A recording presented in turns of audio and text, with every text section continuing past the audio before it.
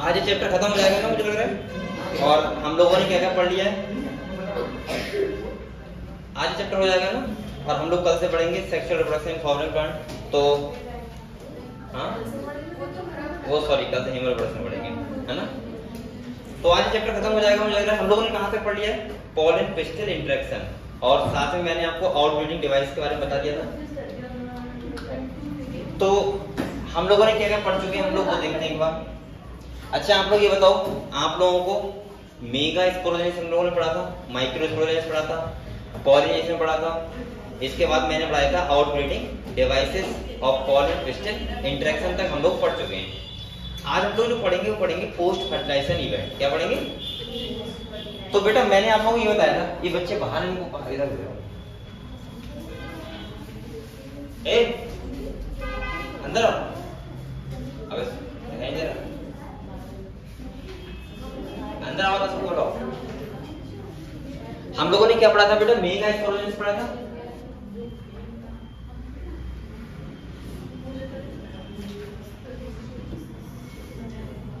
और mega sporogenesis जो हमने बताया, मैंने आपको बताया था, वो क्या बताया था, मैंने आप लोगों से कहा था सब बच्चों को सर बेटा भेजना, क्या नाम वो सारे हुए अभी बाहर घूम रहा था, सब बैठ जाओगे।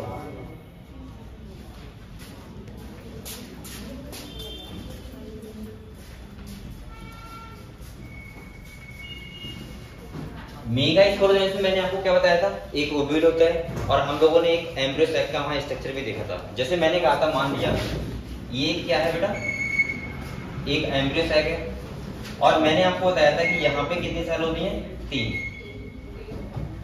और यहाँ पे कितनी होती है बेटा, 3।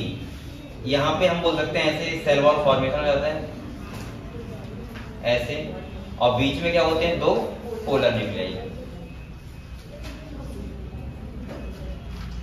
ये बच्चा भी पढ़ा है, ये हम लोगों ने पढ़ा था ऐसे, ये देखा था हम लोगों ने। दूसरा मैंने क्या कहा था बेटा, एक एंड कौन सा होता है, माइक्रोपाइलर एंड। ये वाला एंड कौन सा है,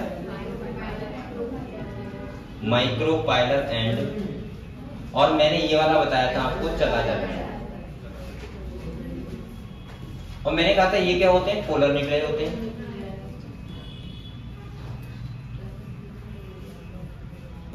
और यहाँ पे ये सेल कौन से होते हैं, एंटीपोडल सेल। ये एंटीपोडल सेल होते हैं। और मैं दूसरा मैंने कहा था ये वाले होते हैं, वो होते हैं सिनर्जिड्स। क्या बोलते हैं बच्चों, सिनर्जिड्स। और ये होता है एक्सेल। ये हम लोगों ने बात की थी। मैंने कहा था बेटा अगर पोलन ट्यूब, देखो मैंने आप लोगों से कहा था पिस्टल के पास ये कैपेसिटी होती है कि वो ये देख पाए कि राइट टाइप का पोलन ग्रेन्स है या फिर रॉन्ग टाइप का। अगर राइट टाइप का है तो इसका मतलब सिंपल सा है कि वो पोलन ट्यूब बनेगा, और अगर रॉन्ग टाइप का है तो वो नहीं बनेगा। इसे हमने पढ़ा था पोलन पिस्टल इंटरेक्शन में। दूसरा मैंने आप लोगों को ये बताया था, मैंने आप लोगों से कहा था कि अगर 2 मेल गैमेट आते हैं, एक फ्यूजन कहाँ करता है बच्चों, यहाँ पे करता है, इससे एग सेल से यहाँ पे। और जब यहाँ करता है फ्यूजन तो हम बोल सकते हैं यहाँ पे करेगा तो इसको, इससे बनता है जाइगोट। क्या बनता है, जाइगोट बनता है। और मैंने कहा था जाइगोट में क्या होता है, बाद में हम बोल सकते हैं इसको एम्ब्रियो।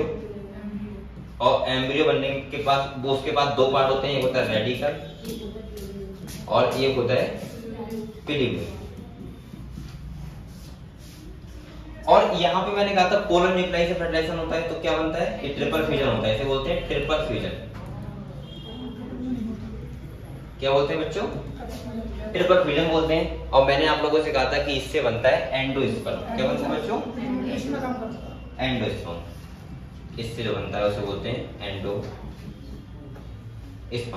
और एंडोस्पर्म क्या करता है, इसको न्यूट्रिशन देता है। अच्छा एक बात मैंने आपको और बताई थी, मैंने आप लोगों से कहा था कि अगर देखा जाए तो बेसिकली जो सीड होते हैं वो 2 टाइप के होते हैं, एक होते हैं एंडोस्पर्मिक सीड और एक होते हैं नॉन एंडोस्पर्मिक सीड। हमने बात की थी, एंडोस्पर्मिक सीड को हम लोग एल्ब्यूमिनस सीड भी बोलते हैं और नॉन एंडोस्पर्मिक सीड को क्या बोलते हैं, हाँ ठीक है।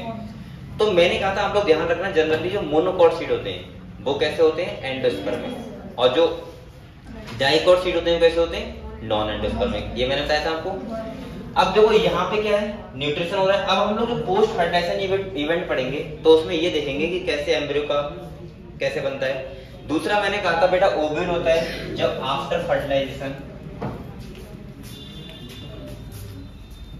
अगर हम बात करें आफ्टर फर्टिलाइजेशन तो आपको बताया जो ओवरी के अंदर क्या होता है, ओव्यूल होता है। तो ओवरी से क्या बन जाता है, ओवरी से बनता है फ्लूइड, और ओव्यूल जो होता है उससे बनता है सीड। तो अब हम लोगों को जो पढ़ने के लिए रह गया, मुझे लग रहा है क्या बचा है, एक तो फ्लूइड के बारे में बचा है, और वैसे हम लोग इन दोनों के बारे में पढ़ भी चुके हैं, मॉर्फोलॉजी हमने काफी पढ़ा था। दूसरा बचा है सीड के बारे में पढ़ने के लिए, तो हम सीड के बारे में पढ़ेंगे, फ्लूइड के बारे में पढ़ेंगे, और क्या टॉपिक है यहाँ पे, यानी कि पोस्ट फर्टिलाइजेशन इवेंट जो भी है वो हम सब पढ़ेंगे। हाँ, एंडोस्पर्म के बारे में पढ़ेंगे, और दूसरा मैं आपको ओवरी के बारे में बताऊंगा। तो हाँ, डबल फर्टिलाइजेशन यानी कि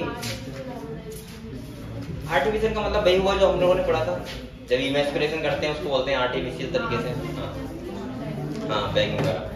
बेटा दूसरा सुनो आप लोग, यहाँ पे एक बात सुनो आप लोग, ये तो हम लोग समझ गए सीड और फ्लूइड के बारे में।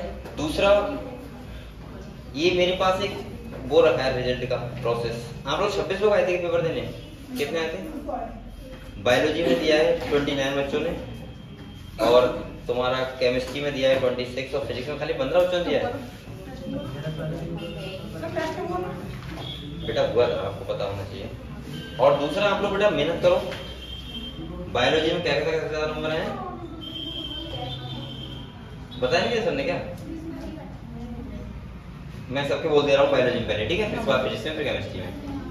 सबसे पहले क्या कैसा आगे हैं 295 नंबर, और इनके क्वेश्चन सही हैं 75, 5 हैं गलत, और अटेम्प्ट ने किए 80 क्वेश्चन। तो ठीक है, थोड़ी और मेहनत करो अच्छे से, ठीक है। और बकाया अभी में जो हुआ था वो ह्यूमन फिजियोलॉजी का हुआ था, और जो अब टेस्ट होगा वो फुल फर्स्ट ईयर का होगा, पूरी फर्स्ट ईयर का। मैं एक काम करूंगा आपके लिए, कल को मैं थोड़ा सोच रहा हूँ, कल से मैं, अभी तो ये पहले चैप्टर हो जाए, तो उसके बाद मैंने सोचा है कि कहीं ना कहीं आपके लिए जितने भी एग्जाम्पल्स हैं, जितने भी हैं मॉर्फोलॉजी के, प्लांट किंगडम के, एनिमल का मैं कोशिश करूंगा, अगर हो जाए तो मैं सब पे ट्रिक लेके आऊंगा, ट्रिक लेके, ठीक है, इससे आप लोग क्वेश्चन गलत ना कर पाओ। फैमिली के हालांकि मैंने एग्जाम्पल आपको बताए थे, ऐसे ही मैं सोच रहा हूँ मॉर्फोलॉजी और हम लोग उसके भी कर लें। तो मैं पहले नंबर बता दे रहा हूँ आपको, कल से काम करूंगा, फिर आपको और सुधार होगा। जैसे कैसा के हैं सबसे ज्यादा 295 नंबर, इसके बाद सगुन के 260। नंदिनी कौन है? अच्छा तुम्हारा, ठीक है, तुम्हारे नंबर हैं 195, लेकिन ये 5 बच्चों के नंबर थोड़े बहुत सही है, उसके बाद तो फिर बहुत बेकार है। बेटा आप लोग क्या कर रहे हो सब लोग? इसके बाद दिया हुआ 140 नंबर, अभी बहुत नीचे ग्राफ आ गया ना एकदम से। इसके बाद वीरपाल सिंह 120। वीरपाल क्या कर रहा है बेटा? पढ़ाई करो थोड़ी मेहनत से। और मैं आपसे बार बार कह रहा हूँ बच्चों, देखो आपको मेहनत तो करनी पड़ेगी। अगर आपका मेरे हिसाब से बायोलॉजी में रिजल्ट रहना चाहिए, वो लगभग मैं ये तो नहीं कह रहा हूँ आप टावर हो जाएगा उनसे, लेकिन 250 प्लस तो रहनी चाहिए आपके नंबर। और अगर आ रहे हैं आपके 150 से कम, तो इसका मतलब फिर तो बहुत बेकार है, क्योंकि आप लोग बेटा 90 क्वेश्चन में 60-70 तो कर सकते हो ना, थोड़ी मेहनत करो अच्छे से। दूसरा वीरपाल, फिर अनन्या कौन है? नहीं है कोई? 110। प्रिया 86। बहाउद्दीन कौन है? अच्छा तुम, ठीक है, 71 नंबर है। रजनीश कुमार 62 है, सुन लो सब लोग। आहद अली 61, कनिष्ठा 58। फिर तो मैं क्या ही बताऊं, सबके नंबर वही हैं 40, 50, 50। और मुझे लगता है कि अगर आपको 4 नंबर का क्वेश्चन है तो आप लोग कम से कम बेटा 70, 80, 70 क्वेश्चन कर सकते हो। और ह्यूमन फिजियोलॉजी का था तो पूरा फर्स्ट ईयर खाएगा, लेकिन मैं आपको डिमोटिव नहीं कर रहा हूँ, आप लोग और मेहनत करो थोड़ी, ठीक है। अपने आप को ये सोचो कि हम और मेहनत करें, बस ये सोचना है आपको। बकाया सब बच्चों के काफी कम ही नंबर है। चलो इसके बाद फिजिक्स का बता दूं आपको। आशु श्रीवास्तव कौन है? अच्छा तुम्हारा फिजिक्स में तुम्हारे अच्छे हैं, 126 नंबर है। और इसके बाद प्रियांशी कोई है? एक क्रियांशी कौन है? नहीं है, इसके हैं 120 नंबर। अनुज मौर्य 100 नंबर। कौन है अनुज? अच्छा तुम, ठीक है। अंश गंगवार फिर बहुत कम आ गए एकदम से, 31 नंबर। अंश कौन है? इसके बाद तो फिर क्या ही बताऊं, नंदिनी, स्मृति, इन सबके बच्चों के 20 से भी कम नंबर है, ठीक है। और कुछ बच्चे ऐसे भी माइनस में भी है, ठीक है। तो चलो कोई बात नहीं बताना चाह रहा हूँ मैं, रहने दो, लेकिन आप लोग मेहनत करो थोड़ी और बच्चे, ठीक है। इसके बाद अगर केमिस्ट्री की हम लोग बात करें तो सगुन सबसे ज्यादा है 115 नंबर। तुमने फिजिक्स नहीं दिया था? नंदिनी यादव एकदम से फिर 45 नंबर पे आ गए बच्चे, ठीक है। और वीरपाल के भी 45 है, रिया के भी 45 है, इसके बाद अंशु कुमार 42 है, रजनीश 37 है, इसके बाद सबके 20 से नीचे है फिर। तो ठीक है बेटा, जो आप लोग मेहनत करो अच्छे से करो फिर भी, और अगर मुझे लगता है कि आप लोग इक्वल मेहनत करो फिजिक्स केमिस्ट्री बायोलॉजी तीनों में, ठीक है, और अच्छे नंबर लेके आओ थोड़े से, क्योंकि ओवरऑल आपके बेटा 400 प्लस तो बनती हूँ, है ना, जो ठीक ठाक बच्चे हैं, पढ़ रहे हैं, मेहनत कर रहे हैं। और मैं ये भी बोलूंगा कि अगर किसी कम भी आ रहे हैं तो आप लोग ये बस सोचना कम क्यों आ रहे हैं, आप लोग बस मेहनत करते रहो। मैंने हमेशा कहा है आपके 20 नंबर आए, लेकिन आप टेस्ट दिया करो। टेस्ट से हमें पता लगता है कि हम लोग कि मतलब ये पता लगता है कि यार यहाँ कहाँ गलतियां कर रहे हैं। और मैंने आपको बार बार बोला है बच्चों, जब भी टेस्ट हुआ करे तो उसको एक बार आप लोग जरूर देखा करो कि मेरी गलतियां कहाँ पे हुई है। ह्यूमन फिजियोलॉजी में जहां आपकी गलतियां हुई, जो जो क्वेश्चन गलत हुए उनको मार्क करो। और मैंने बार बार कहा है, जब भी आप क्वेश्चन लगाते हो साथ में आंसर की लेके मत बैठा करो। पहले क्वेश्चन लगाए, कौन से गलत हो रहे हैं, उनको स्टार बना लो साथ साथ कि मेरी ये गलतियां हो रही हैं हर चैप्टर में। मैं बार बार कहता हूँ, आप लोग यहाँ पे आके मुझसे पूछ सकते हो। दूसरा, अगर आपको कोई स्पेशल टॉपिक ही पढ़ना है तो मुझे बता दिया करो, जब भी टाइम होगा तुरंत कहूंगा। दूसरा तीसरा मैंने कहा था कि आप लोग जब तक अपने आप से नहीं सोचोगे कि मेरी गलतियां कहाँ पे हुई हैं और क्यों गलतियां हुई हैं, वो उनको मार्क नहीं करोगे तब तक आपको कैसे पता लगेगा। तो आप कोशिश करोगे उनको मार्क करने का प्रयास करो, ठीक है बकाया, ठीक है बच्चों, और मेहनत करो आप लोग। तो हम लोगों ने ये पढ़ लिया था, अब हम लोग पढ़ेंगे आर्टिफिशियल हाइब्रिडाइजेशन। बेटा आप लोग बताओ, आर्टिफिशियल हाइब्रिडाइजेशन मतलब क्या होता है? हम अपने डिजायर तरीके से करवाएं, यानी कि मैं बोल सकता हूं, अगर मुझे जरूरत है कि आर्टिफिशियल का मतलब होता है कि कोई प्लांट है, मान लिया कोई फ्लावर है, और बेटा वो कैसा है, बाइसेक्सुअल है। कैसा है? मान लेता हूं मैं कोई फ्लावर है, वो कैसा है, बाइसेक्सुअल है। और अगर बाइसेक्सुअल फ्लावर है, इसका मतलब ये है कि उसमें मेल और फीमेल दोनों रिप्रोडक्टिव ऑर्गन होंगे प्रेजेंट। अब मुझे आर्टिफिशियल तरीके से करवाना है, मतलब मैं मान के चलता हूं कि वहां पे लगातार क्या हो रहा है, ऑटोगैमी हो रहा है, और मुझको क्रॉस पॉलिनेशन करवाना है, ऐसे मान लो, या फिर मुझे आर्टिफिशियल करवाना है, तो मैं क्या करूंगा, एक टर्म आप सुनोगे, इसका नाम होता है इमैस्कुलेशन। क्या होता है बच्चों? इसका मतलब होता है कि हम मेल यानी कि स्टेमन को फ्लावर से क्या कर दें, रिमूव कर दें और उसको बैंग कर दें। बैंग का मतलब होता है दूसरे टाइप के पॉलिनेशन ना आ पाए, क्योंकि बेटा पॉलिनेशन का कुछ मतलब नहीं होता कि राइट टाइप के जाएंगे, तो कहीं ना कहीं उसको बैंग कर देते हैं, और हमें जिस पॉलिनेशन से कराना होता है उससे हम फर्टिलाइजेशन करवा के हो जाता है। इसे हम लोग बोलते हैं आर्टिफिशियल हाइब्रिडाइजेशन, ठीक है। अच्छा, इमैस्कुलेशन का एक क्वेश्चन आ सकता है, ऐसे बताओ इमैस्कुलेशन कौन से फ्लावर्स में नहीं करना पड़ेगा? तो नहीं, यूनिसेक्सुअल फ्लावर में। किसमें? यूनिसेक्सुअल। यूनिसेक्सुअल में तो एक ही वैसे होता है, तो वहां पे हमें, लेकिन वहां पे क्या करना पड़ेगा, बैंगिंग। लेकिन हम लोग इमैस्कुलेशन वहां पे नहीं करना पड़ेगा। अगर कोई फ्लावर बाइसेक्सुअल है तो वहां पे हमें इमैस्कुलेशन और बैंगिंग दोनों करने पड़ते हैं, ठीक है। तो हम लोग पढ़ लेते हैं इस टॉपिक को, क्या क्या लिखा हुआ है यहाँ पे समझते हैं। चलो, तो आप लोग बड़ा किताब निकालो।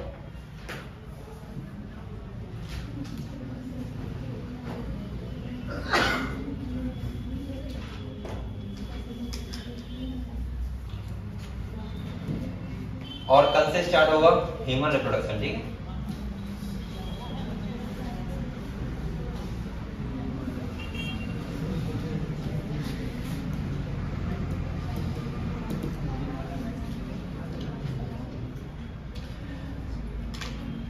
आज मुझे लग रहा है हो जाएगा चैप्टर 5।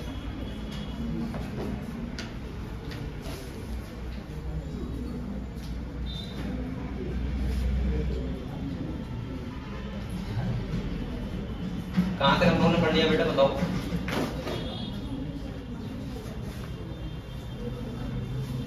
ये पढ़ लिया था क्या? ये नहीं पढ़ा है ना? कहां से पढ़ेंगे?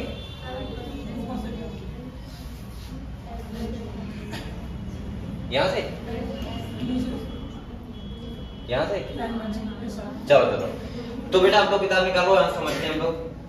देखो कह रहा है as mention earlier following compatible pollination. Compatible का मतलब क्या होता है, जो सेम स्पीशीज के पॉलिन ग्रेन्स हैं, तो ठीक है। कह रहा है the pollen grains germinate on the stigma to produce a pollen tube through one of the germ pores. आपको पता है पॉलिन ट्यूब जर्मिनेट होती है। पॉलिन ट्यूब का मतलब क्या होता है, एक पॉलिन ट्यूब जर्मिनेट होगी, उसके साथ जाएंगे मेल गैमेट। कितने जाएंगे? 2। कह रहे हैं one of the germ pores the contents of the pollen grains move into the pollen tube. कह रहा है pollen tube grow through the tissue of the stigma and style and reach the ovary. कहां पहुंचेगी? Ovary पे। और कह रहा है you would recall that in some plants pollen grains are set at 2 cell condition. आप वेजिटेटिव्स है, जो एक कौन सी होती है, जनरेटिव सेल। कह रहा बेटा in such plant the generative cell divide and form the दो male gamete during the growth of pollen tube in the stigma. इस स्टेप पे क्या होता है, एक माइटोसिस डिवीजन होता है। कौन सा डिवीजन होगा यहाँ पे, माइटोसिस, क्योंकि आपको पता है पहले से कौन सा सेल है, हैप्लॉइड, और हैप्लॉइड में हमेशा क्या होगा, माइटोसिस। तो कह रहा है यहाँ पे, अच्छा एक क्वेश्चन मैंने देखा था आज, अगर आप लोगों से ये पूछा जाए कि बताओ एक सेल है, एक सेल से अगर हमें क्या बनाना है, सीड बनाना है, सही है, तो मुझे ये कह रहा है कि 60 सीड बनाने के लिए हमें कितनी बार डिवीजन करना पड़ेगा, बताओ। 60 सीड बनाने के लिए हमें कितनी बार डिवीजन करना पड़ेगा?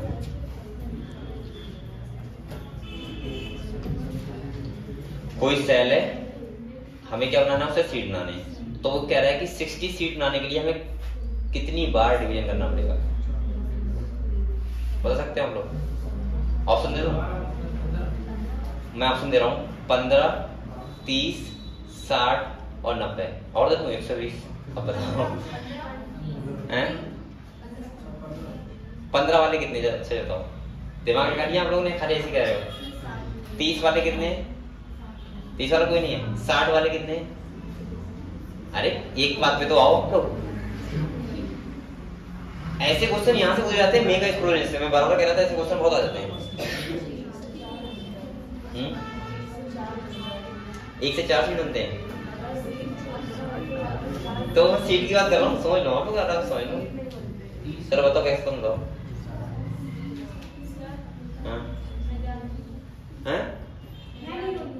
हाँ बताओ क्या हुआ, कहाँ जाना है, घर साइन कर दिए, चलो जाओ। यहां से वो बेटा आप लोग गलतियां क्या करते हो, देखो सुनो, अगर वो ये कहता, मान लो सुन लो पहले, अगर वो ये कहता कि एक सेल है और उससे मान लो हमें स्पर्म बनाने हैं, सही है, और कितनी बार डिवीजन करना पड़ेगा 60 स्पर्म बनाने के लिए, तो आप क्या कहते हैं, आपको पता है 15 सेल होती हैं, 15 सेल से 60 स्पर्म बन जाते हैं, और हमें कितनी बार करना पड़ता, 15 बार डिवीजन करना पड़ता। लेकिन आपको पता होना चाहिए कि अगर हम एक सेल है वो फंक्शनल है, और फंक्शनल के बाद आपको पता होना चाहिए कि आपको पता है 4 मेगास्पोर तो बनते हैं, बस सही है, लेकिन उसमें 3 क्या रहते हैं, डी जनरेट, खाली एक ही तो फंक्शनल होता है, तो एक से कितना बनेगा, एक ही सीट बनेगा, आया समझ में? क्योंकि एक कैसा रहता है, फंक्शनल, और 3 क्या रहते हैं, डी जनरेट, तो सीट तो बाद में एक ही बनेगा। हाँ तब भी 60 नहीं, पॉलिनेज 60 में होते हैं, पॉलिनेज तो वैसे ही होता है जैसे स्पर्म में होता है सिस्टम।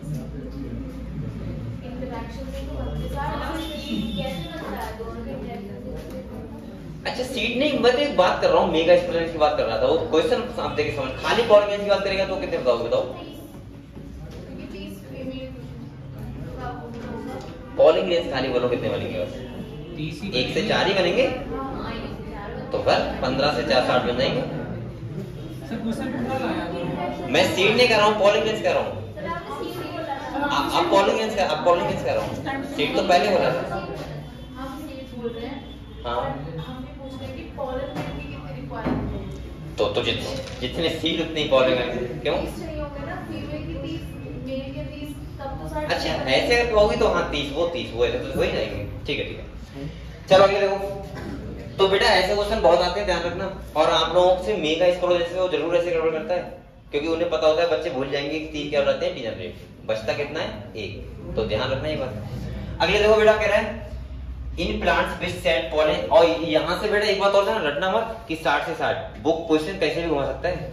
वो ये कहने लगे कि बताओ एक कोई है, मतलब एक सेल है न्यूसेलस का, और उससे कितना मेगा स्पोर बनेगा, तो 4 ही बनेंगे। अगर मेगा स्पोर से कितने, उसके बाद क्या होंगे, एक फीमेल गैमेटोफाइट बनेंगे, कुछ भी पूछे हो तो आप क्या करोगे, 3 को हटा दोगे, और एक में आप लोग सोच रहे हैं माइटोसिस तो होता है, मल्टीन्यूक्लियर कंडीशन होती है, लेकिन रहता तो एक ही में है, वो तो बाद में डिजेनरेट हो जाते हैं, खत्म हो जाते हैं, ठीक है, तो इसे ध्यान रखना। बेटा correct, in such plant the generative cell divide and form 2 male gamete during the growth of pollen tube in the stigma. कह रहे in plants which set pollen in the 3 cell condition, pollen tube carry the 2 male gamete from the beginning, बेटा बोलो मत, pollen tube after reaching the ovary enters the ovule through the micropyle, कहां से आता है, micropyle से, और कह रहे and there enter one of the synergids through the filiform apparatus. मैंने कहा था फिलीफॉर्म एपरेटस का काम क्या होता है, गाइड करना, पॉलन ट्यूब को एंट्री देना या गाइड करना। कह रहा बेटा many recent study have show that filiform apparatus present at the micropyral part on of the synergist guide the entry of pollen tube। तो आपको ये ध्यान रखना इंपॉर्टेंट है, इंतजार कर दो इसे।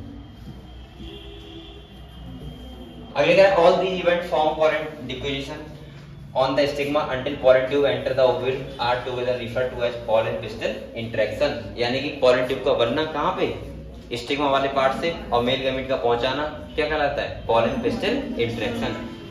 हालांकि pollen pistil interaction क्या हो, मैंने कहा था केमिकल प्रोसेस होता है यहाँ पे। भाई पिस्टिल को कैसे पता लगेगा कि ये सही टाइप का है या फिर बेकार टाइप का है, और मुझे लग रहा है कि अगर कोई स्टिग्मा है उस पर सही टाइप के पॉलिनेशन पहुंचेंगे, साफ ये बिल्कुल कंफर्म नहीं है, क्योंकि पॉलिनेशन को गारंटी नहीं देता है कि सही टाइप के पॉलिनेशन ही पहुंचेंगे। भाई हवा है ना, अगर हवा इधर को जा रही है तो उधर पता नहीं किस स्पीशीज के पॉलिनेशन आ रहे हैं, कोई जरूरत नहीं है कि भाई सेम आते होंगे। तो इसका मतलब ये है कि एक पिस्टिल के पास क्या होती है, एबिलिटी होती है पहचानने की राइट टाइप का पॉलिन है या फिर रॉन्ग टाइप का है। मैंने राइट टाइप के लिए क्या बोला था, कॉम्पिटेबल, और राइट टाइप का नहीं है तो इनकॉम्पिटेबल। सही। अगले कह रहा है all these event from pollen deposition, pollen pistil interaction बोलते हैं। As pointed out earlier pollen pistil interaction is a dynamic process. कैसा होता है, डायनेमिक मतलब क्या होता है, चलने वाला ना, चलने वाला, तभी तो pollen tube लेके आता है मेल गैमेट को। तो pollen tube डायनेमिक का मतलब आपने पढ़ते नहीं हो, फिर इसमें पढ़े होगा आपने। डायनेमिक का मतलब क्या होता है, अरे कोई मोशन करता हो, चलता हो, गति करता हो, उसे बोलते हैं। तो ये भी आप लोग ध्यान रखना बेटा, डायनेमिक प्रोसेस होती है। ये भी क्वेश्चन पूछ सकता है, नीट में पूछ सकता है, ठीक है। अगले कह रहा है involving pollen recognition followed by the promotion or inhibition of the pollen, the knowledge gained in this area would help the plant breeder manipulating pollen pistil interaction even in incompatible pollinators to get desired hybrid। और आप लोग बताओ, अगर Dzire का मतलब क्या होता है, इच्छा से हाइब्रिड करवा रहे हैं हम, अपनी इच्छा से करवा रहे हैं, इसका मतलब ये है।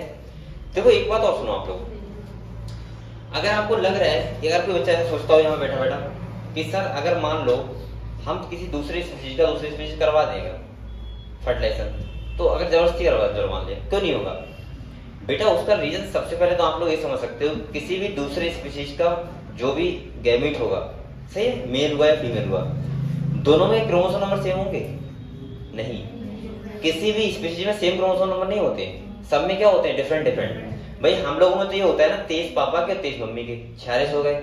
अब तुमने मान लिया किसी दूसरे से करवा दिया तो 23 तो आपको मिल जाएंगे, लेकिन दूसरे में हो सकता है 46 हो या 92 हो, तो क्या करोगे, तो ऐसे फर्टिलाइजेशन सक्सेसफुल नहीं होगा। सोचो ये तो बहुत बड़ी बात हो गई बच्चों। अगर एक, मैंने आपसे बार बार बोला है, अभी हम पढ़ेंगे भी जेनेटिक्स में बहुत अच्छे से, डीएनए में 3 बिलियन से ज्यादा नाइट्रोजन बेस होते हैं। 3 बिलियन से, बिलियन की बात कर रहा हूँ, पता है 1 बिलियन कितना होता है, 1000 मिलियन। सोचो 1 बिलियन में, और 3 बिलियन बेस पेयर होते हैं। 3 बिलियन बेस पेयर में अगर एक भी नाइट्रोजनस बेस अगर गड़बड़ हुआ, जैसे एडेनिन है मान लिया, आपने एक डिजीज पढ़ी होगी, शायद आपको पता होगा, अभी मैं पढ़ाऊंगा भी, सिकल सेल एनीमिया पढ़ा है आपने, वो एक एग्जाम्पल होता है पॉइंट म्यूटेशन। वो नहीं है, बहुत सारे हैं, हालांकि मैं वो बता रहा हूँ, ठीक है। उसमें खाली पता क्या होता है, एक नाइट्रोजनस बेस होता है एडेनिन, और उसकी जगह पर खाली यूरेसिल आ जाता है, ये आ जाता है। खाली एक नाइट्रोजनस बेस चेंज होने से सोचो इतनी बड़ी डिजीज आती है सिकल सेल एनीमिया। तो फिर अगर हम सोचो पूरा क्रोमोसोम ही कम कर दें या पूरा क्रोमोसोम बढ़ा दें, तो सोचो किसी भी ह्यूमन बॉडी या कोई बॉडी से ही, प्लांट हुआ एनिमल हुआ, कितना बड़ा चेंज आएगा। एक क्रोमोसोम पे, जैसे बाई मान लो, बाई क्रोमोसोम होता है मेल के पास, वो सबसे कम जीन वाला क्रोमोसोम है, उस पे भी 231 जीन है। कितने, 231, 231 जीन। अब आप लोग सोच सकते हो कि सर ये जीन्स का मतलब, ये तो आप समझ पा रहे हो ना मैं जीन की बात कर रहा हूं, तो क्योंकि जीन हमारी बॉडी में कोई फंक्शन करते हैं, और कोई मेल होता है, वो मेल किस वजह से बनता है, बाई की वजह से। सोचो 231 जीन इन्वॉल्व हो रहे हैं हमें मेल बनाने के लिए, यानी कि हम लोग मेल हैं।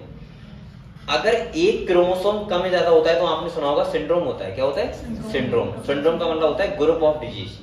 सिंड्रोम आपने पढ़े होंगे, क्लाइनफेल्टर पढ़ा होगा, टर्नर पढ़ा होगा, हम लोग डाउन सिंड्रोम पढ़ेंगे, और भी सारे होते हैं, पटाउ सिंड्रोम होता है। सिंड्रोम का मतलब होता है कि कोई एक क्रोमोसोम कम हो ज्यादा होने से। और सोचो अगर हम 10-20 क्रोमोसोम कर दे तो बॉडी कैसे बनेगा। और बेटा मेन खेल इसका नाइट्रोजन बेस सीक्वेंस का ही तो होता है किसी भी बॉडी में, बल्कि डीएनए सबका सेम होता है। जैसा डीएनए मेरा है वैसे एलिफेंट का होगा। भाई एलिफेंट के डीएनए में भी अगर हम बात करें तो वहां पे भी क्या होंगे, वहां पे भी ए नाइट्रोजन बेस होंगे, वहां पे भी ए शुगर फॉस्फेट बैकबोन होगी, सब कुछ वहां पे वैसा ही होगा, बस डिफरेंस होगा नाइट्रोजनस बेस सीक्वेंस का। जैसे आपको पता है वो भी 4 टाइप के होते हैं, एडेनिन, थाइमिन, ग्वानिन और साइटोसिन।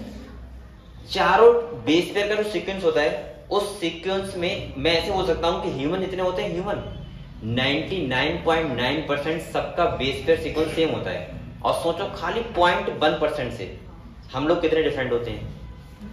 सब किसी की शक्ल एक ऐसी नहीं, किसी का भाई सब कुछ डिफरेंट ही अलग अलग होता है, खाली 0.1% से। तो आप लोग ये मेरी बात समझ रहे होगे। अगर आप लोग सोच रहे हो आर्टिफिशियल हाइब्रिडेशन हम करवाते जरूर है, लेकिन ये मत कहने लगा कि सर हम कि किसी दूसरे स्पीशीज दूसरे से करवाते हैं, जैसे मैंने गुड़हल का गुलाब से करवा दिया। अबे ऐसे तो हम कोई सी प्लांट बना सकते हैं, ऐसे तो हम चाहें तो मैं तो एक ऐसा प्लांट बना दूंगा कि एक प्लांट पे सब कुछ आ जाए, आम भी आए उस पे केले आए, उस पे संतरे आए, एक प्लांट लगा दिया, बात है तो। लेकिन ऐसा संभव नहीं है। हाँ ये संभव है कि आपने ऐसे गुलाब होते हैं, आपने गुलाब देखे होंगे, एक रेड वाला गुलाब वाला, एक व्हाइट वाला है, उसका आप करवा सकते हैं। तो स्पीशीज क्या है, सेम। और सेम स्पीशीज है, इसका मतलब क्या है, सेम क्रोमोसोम नंबर होंगे। आप जब कराओगे तो कोई नया प्लांट बन जाएगा। आप लोगों ने ऐसा करवाया कभी? आप लोग करवा के देखना, हो जाता है। आप तो डिफरेंट कलर के फ्लावर का प्लांट से बीच करवाना क्रॉस, और आप देखोगे उसमें तीसरा जो प्लांट आएगा उसमें कोई अलग टाइप के फ्लावर होंगे, अलग कलर के होंगे। और ये बिल्कुल ठीक है, मैं आपको फोटो भी दिखाता हूँ उसके, ठीक है। मैंने ऐसा प्लांट देखा गुलाब का, इसमें 2 कलर के फ्लावर आ रहे थे, 2 कलर के आ रहे थे, सही है। तो ऐसे हो जाता है। तो वो करवाना ही क्या कहलाता है बेटा, आर्टिफिशियल हाइब्रिडेशन। ऐसे मैं आपको एक एग्जांपल बहुत अच्छा बता रहा हूँ। जैसे आप, ये तो वैसे मैं बाद में बता था लेकिन बता रहा हूँ अभी। जैसे सपोज मानो आपने देखा होगा जो काव होती है, काव वो 2 टाइप की होती है। एक तो होती है कहते हैं देसी काव, जो गाँव में होती है बेसिकली। एक होती है कहते हैं साहिवाल काव, या फिर बहुत ज्यादा दूध देती है, वो अच्छी लगती है देखने में, वो होती है एक। अगर आप लोग चाहो कि देसी काव इसका जो बच्चा हो वो कैसा हो, वैसे हो साहिवाल की तरह, तो आप क्या करवाओगे, आर्टिफिशियल हाइब्रिडेशन। जो आपने बताया डॉक्टर्स आते हैं, उनसे आप बोल दो कि इस टाइप का करवाओ कि जिससे जो बच्चा हो वो कैसा हो, साहिवाल टाइप का हो, तो वो हो जाएगा। ये मैंने अपने घर पे करवाया था, ठीक है। तो इसीलिए मैं आपको बता रहा हूँ क्योंकि मेरा पूरा एग्जाम्पल है। और जो काव थी वो कैसी थी, बिल्कुल देसी, मतलब 2 लीटर दूध देती, 2 लीटर, ठीक है। और जब उसका बच्चा हुआ तो बिल्कुल वैसा ही हुआ, इतना ऊंचा सा, वो बड़ा सा होते हैं ना, और उसके जो स्पॉट होते हैं, आपको बताओगे स्पॉट होते हैं, सही है। और बिल्कुल वैसा ही जैसे साहिवाल का होता है। और जब वो बड़ा हुआ, क्योंकि हमारे घर में काव रखी जाती है, हो सकता है आपके घर में सबके घर होता है, तो वो बच्चा हुआ, बड़ा हुआ, तो बिल्कुल वैसा ही था, दूध में से पहुंचा दिया। मतलब वैसा क्या बोलते हैं उसमें, अमेरिकन बोलते हैं क्या, अमेरिकन टाइप का, हाँ वैसा ही बन गया। तो ये क्या कराता है बेटा, आर्टिफिशियल। अब समझ गए होंगे आप लोग कैसे करवा सकते हैं, ठीक है। तो यहाँ क्या करवाना पड़ेगा हमें, देखो कह रहे हैं आप breeder is interested in crossing different species and often genera to combine desirable character to produce commercially superior variety. जैसे हमें क्या बनाना हो, superior variety. Artificial hybridisation is one of the major approach of crop improvement. इसका approach क्या होता है, हम क्रॉप में इंप्रूवमेंट कर सकें। और कह रहा है in such crossing experiment it is important to make sure that only the desired pollen grains, desire का मतलब होता है इच्छा अनुसार, जो हमें पसंद हो, use for pollination and the stigma is protected from contamination from unwanted pollen. हमें क्या करना पड़ता है भैया, हम क्या करें, एक फ्लावर लें, उसमें हमें क्या करना पड़ेगा, खाली हमें पिस्टल को बचा के रखना है कि दूसरा कोई पॉलिनेशन ना आ पाए, और हम वहां पे करवा सकते हैं आर्टिफिशियल हाइब्रिडेशन। कह रहा है बेटा this is achieved by emasculation and bagging technique. Emasculation का मतलब होता है रिमूवल ऑफ स्टेमेन, और बैगिंग का मतलब क्या होता है, कवर कर दो, उसको कवरिंग कर दो। तो कह रहा है इफ द फीमेल पेरेंट्स, अब देखो यहाँ साफ साफ लिखा है बियर्स बाइसेक्सुअल फ्लावर, ये किसमें होता है, खाली बाइसेक्सुअल। बेटा यूनिसेक्सुअल में क्यों करवाएंगे, उसके पास तो एक ही ऑर्गन होता है, तो कोई दिक्कत ही नहीं है। कह रहा है bisexual flower removal of anther, हम क्या करें, एंथर कट कर दें from the flower but before the anther dehisces using a pair of forceps is necessary. This step is referred to as emasculation. तो मैंने साफ साफ बताया आपको, स्टेमेन को हटाना या एंथर को हटाना क्या कहलाता है, इमैस्कुलेशन। कह रहे emasculated flower have to be covered with a bag of suitable size generally made up of butter paper to prevent contamination of the stigma with unwanted pollen. हम उसको कवर कर सकते हैं जिससे कि दूसरे टाइप के पॉलन ग्रेन्स वहां पे ना आ जाएं, क्योंकि हमें क्या करने हैं, डिजायर पॉलन ग्रेन्स लेने हैं। डिजायर का मतलब तो जो हम चाह रहे हैं उस टाइप से, ठीक है। और कह रहा है बेटा दिस प्रोसेस इज कॉल्ड, इसको क्या बोलते हैं, बैगिंग। कह रहा है when the stigma of bag flower attain receptivity, mature pollen grains collected from anther of the male parents are dusted on the stigma and the flower are revived and the fruit allowed to develop. तो simple सा हमने क्या किया, anther को remove किया, उसके बाद वहां पे हमने डिजायर पॉलन से पॉलिनेशन करवा दिया, पहले बैगिंग कर दी, उसके बाद जब हमने करवाना था हमने करवा दिया फर्टिलाइजेशन, और उसके बाद हमने फिर से क्या कर दिया, रीबैक कर दिया, और रीबैक करने के बाद अब क्या होगा, फ्रूट डेवलपमेंट होगा। मैंने ऐसा देखा है बहुत सारे जो आम प्लांट होते हैं फ्रूट वाले, लोग फलों को सेव रखने के लिए उसमें कवरिंग कर देते हैं, मैंने खुद देखा है। जैसे अनार का मान लिया कोई प्लांट है, तो उन्होंने सारे अनार को बांध दिया किसी से, कोई थैली से या किसी से, जिससे कोई बाहर का कीड़ा आके उसको बेकार ना करे, ऐसा भी लोग करते हैं। ठीक है, कह रहे if the female parent produce unisexual flower. बेटा आप लोग बताओ, अब आप लोग खुद बताओ, अगर कोई मान लिया पेरेंट्स यूनिसेक्सुअल फ्लावर का है, मतलब वहां पे बाइसेक्सुअल कंडीशन नहीं है, तो क्या हमें इमेस्कुलेशन करना पड़ेगा? नहीं, क्या करना पड़ेगा, खाली बैगिंग। तो कह रहा है बेटा need for there is no need for emasculation, the female flower bud are bagged before the flower open, खाली हमें बैग करना पड़ेगा। When the stigma become receptive, pollination is carried out using the desired pollen and the flower rebag. तो ध्यान रखना, हम लोग bisexual में जब भी आर्टिफिशियल हाइब्रिडेशन करवाते हैं तो हमें पहले क्या करना पड़ता है, इमेस्कुलेशन, और उसके बाद बैगिंग, और उसके बाद फर्टिलाइजेशन करवा के रीबैगिंग करती है। और जब भी कोई यूनिसेक्सुअल फ्लावर होगा तो वहां पे हमें इमेस्कुलेशन करवाने की जरूरत नहीं है, खाली बैगिंग और रीबैगिंग। अब अगले आता है डबल फर्टिलाइजेशन। क्या आता है डबल का मतलब? मैंने आप लोगों को साफ साफ बताया था, मैंने कहा था बेटा प्लांट के पास ऐसा यूनिक फीचर होता है जिससे वो करता है डबल फर्टिलाइजेशन। ये खाली प्लांट्स में होता है, एनिमल्स में ऐसा नहीं होता है। ये समझ गए आप लोग? और ये भी लिख सकते हो ये प्लांट का क्या है, यूनिक फीचर है। अच्छा, मैंने प्लांट का यूनिक फीचर और क्या क्या बताया आपको वैसे?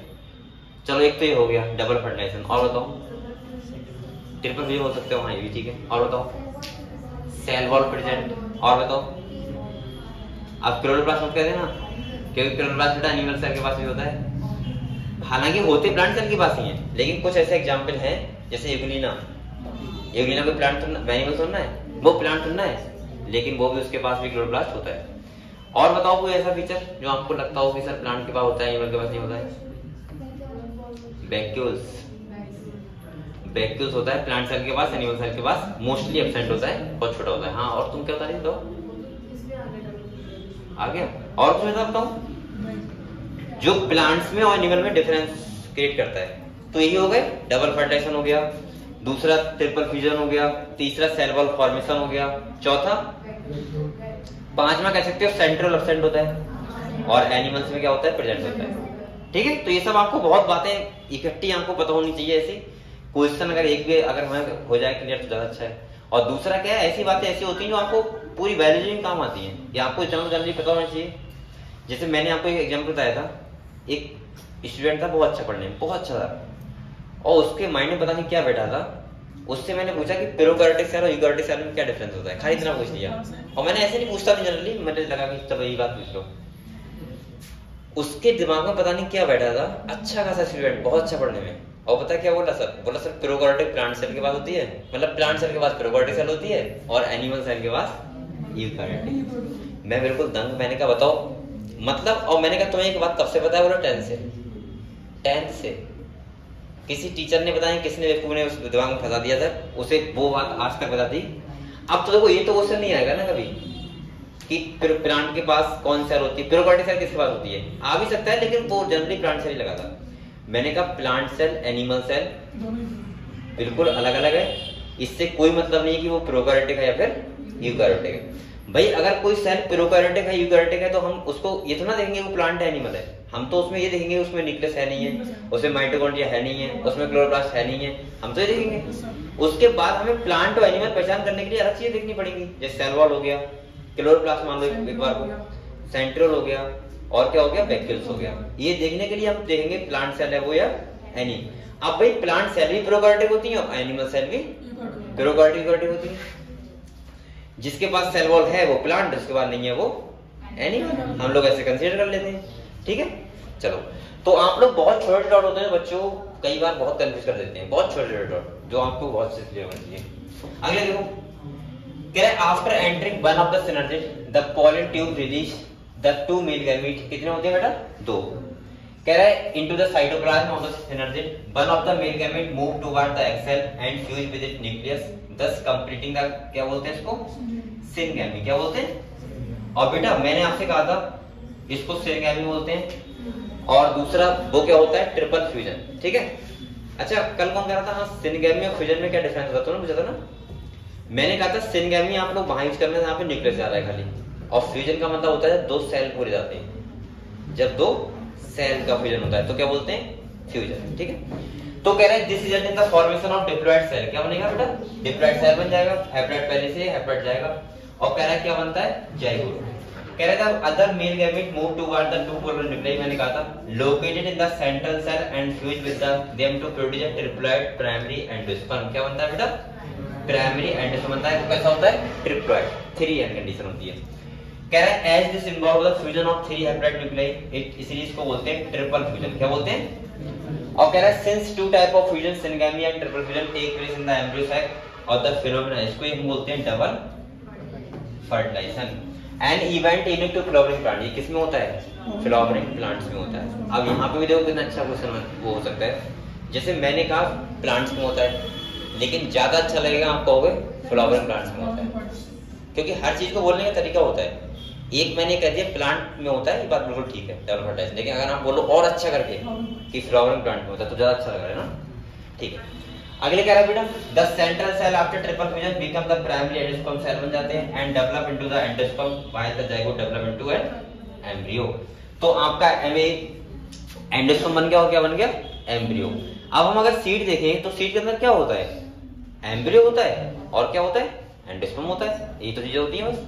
तो देखो, और एम्ब्रियो के पास क्या पार्ट होते हैं, रेडिकल और फिलामेंट, बस ये होता है तुम्हारा।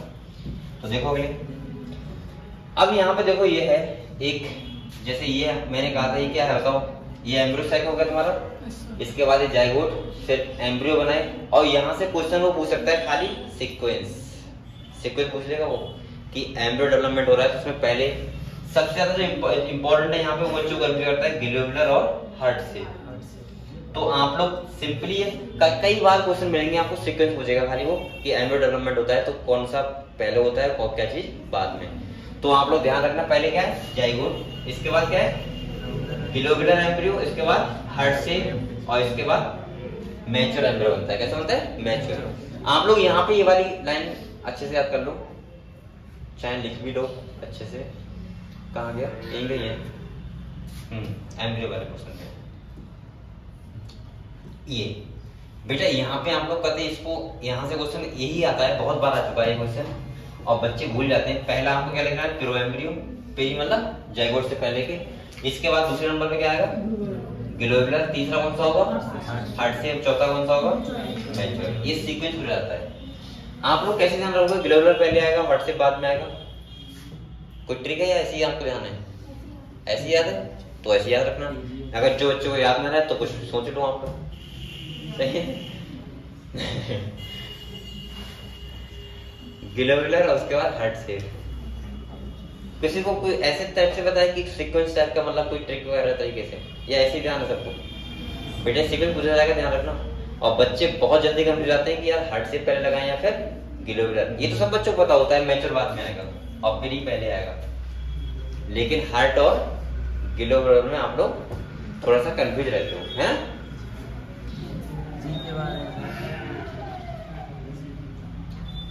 जी पहले आता है, हाँ ऐसे जान सकते हो आप लोग, सही है। ये भी बहुत अच्छी तरीका है। अगर आप भूल भी जाओ तो आप ऐसे ध्यान रखना, जी पहले आता है और एच बाद में आता है, सही है। और ऐसी बायोलॉजी में बहुत सारी चीजें बन सकती हैं, ध्यान रखना, जो पहले आता है। और अभी मैं ध्यान नहीं आ रहा है कि बात मुझे भी ध्यान है करके कि ये पहले आ रहा है, ये बाद में आ रहा है, लेटर ही ध्यान है। तो आप लोग भी ऐसे ध्यान रख सकते हो आराम से कि ग्लोबुलर में जी पहले आता है और एच में हार्ट बाद में आता है, ठीक है। चलो अगले बेटा देखो, तो हम लोग पढ़ लेते हैं इस कंडीशन क्या क्या है। तो कह रहे हैं पोस्ट फर्टिलाइजेशन इवेंट पढ़े हम लोग, ठीक है। तो कह रहे हैं following double fertilisation event of endosperm and embryo development, maturation of ovary into seed, और ओवरी किसमें कन्वर्ट होता है, फ्रूट में। और कह रहा है आर कलेक्टिवली टर्म है, हम क्या बोलते हैं, पोस्ट फर्टिलाइजेशन इवेंट। एक बार बताओ आप लोग, प्री फर्टिलाइजेशन इवेंट कौन से थे, पहला था गैमेटोजेनेसिस, मतलब हमने पढ़ा माइक्रोस्पोरोजेनेसिस और क्या पढ़ा, मेगा स्पोरोजेनेसिस। इसके बाद हमने पढ़ा पॉलिनेशन। सही है, पॉलिनेशन पढ़ने के बाद पॉलिन क्रिस्टल इंटरेक्शन हो गया, सब हो गया। तो ये तो हो गया post fertilisation, pre fertilisation event. इसके बाद फर्टिलाइजेशन हुआ, हमने देखा ट्रिपल फ्यूजन हुआ, सिंगेमी हुआ, डबल फर्टिलाइजेशन हमने बोला, जाइगोट बन गया, एम्ब्रियो बन गया और क्या बन गया, एंडोस्पर्म। इसके बाद अब जो भी डेवलपमेंट होगा वो किसमें आएगा, पोस्ट फर्टिलाइजेशन इवेंट। तो आप लोग बताओ बच्चों, एंडोस जो हमारा ओव्यूल था वो किसमें डेवलप होगा, सीड में, और जो ओवरी थी वो किसमें डेवलप होगी, फ्रूट में। और अच्छे आप लोग सोच रहे हो सर ये कैलिक्स और कोरोला होते हैं जो हमें दिखते हैं, सेपेल और पेटल, इनका क्या होगा, तो ये गिर जाएंगे, फल बन जाएगा, तो इनका क्या होगा। आपने लगे हुए देखे भी होंगे, मैंने सबसे अच्छा एग्जाम्पल बताता हूँ, तुरई सबने देखा है, बढ़ती हुई तुरई देखी है जो लगी होती है, तो आप देखना वो जो हरी वाली होती है उसकी बात कर रहा हूँ, तो उस पर पीले पीले फ्लावर तब भी लगे होते हैं जब वो काफी बड़ी जाती है, लगे होते हैं पीले पीले वो पेटल, तो उसमें पेटल नहीं गिरते हैं, लेट गिरते हैं, न वरना कुछ में जल्दी गिर जाते हैं, ठीक है। और ओवरी डेवलप किसमें जाता है, फल में। अगले देखो, तो कह रहा है ओवरी इंटू फ्रूट और ओवरी इंटू सीड। तो पहले हम लोग बात कर रहे हैं किसके बारे में, एंडोस्पर्म। कह रहा है endosperm development precede embryo development. कह रहा है the primary endosperm cell divide repeatedly and form a triploid endosperm tissue. The cells of the tissue are filled with reserve food material. इनके पास क्या होता है, तभी तो हम लोग सीड खाते हैं, क्योंकि सीड के पास क्या होती है, एनर्जी होती है। हम लोग कहते हैं चना खाओ या ये खाओ वो खाओ, क्योंकि सीड के पास क्या होता है, रिजर्व फूड मटेरियल होता है। और हम प्लांट का वही तो पार्ट खाते हैं जिसके पास क्या हो, कुछ फूड मटेरियल हो स्टोर किया हुआ। भाई हम लोग देखो, जैसे पोटैटो हो गया, पोटैटो का हम लोग क्यों खाते हैं, ये रूट वो सॉरी स्टेम होता है ना वो, हाँ, तो स्टेम क्यों खाते हैं, क्योंकि बेटा वहां पे क्या होता है, रिजर्व फूड मटेरियल, वरना तो हम पत्ते खा लें अगर हमें लगे जड़ी खाना है। लेकिन हर किसी की हम तना जड़ क्यों नहीं खाते, भाई हर किसी का फल खाते हैं, बीज खाते हैं, क्यों खाते हैं, क्योंकि जहां पे प्लांट अपना फूड स्टोर करेगा हम वही पार्ट खाते हैं जिससे हमें एनर्जी मिल सके, ठीक है। अगली देखो क्या कह रहे हैं, कह रहे हैं food material and are used for the nutrition of the development embryo. In the most common type of endosperm development, the PEN undergoes successive nuclear division to give rise to free nuclei। यहाँ पे बहुत सारे nuclei रहेंगे। Free nuclei मतलब होता है multi nucleate condition, ठीक है।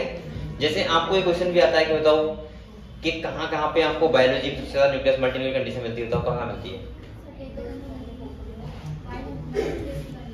किसमें, बायो न्यूक्लियर कंडीशन, हाँ कहाँ पे होती है बताओ, मल्टी न्यूक्लियेट बता दो कहाँ होती है, हाँ टैपटम मिलती है, हाँ ठीक है।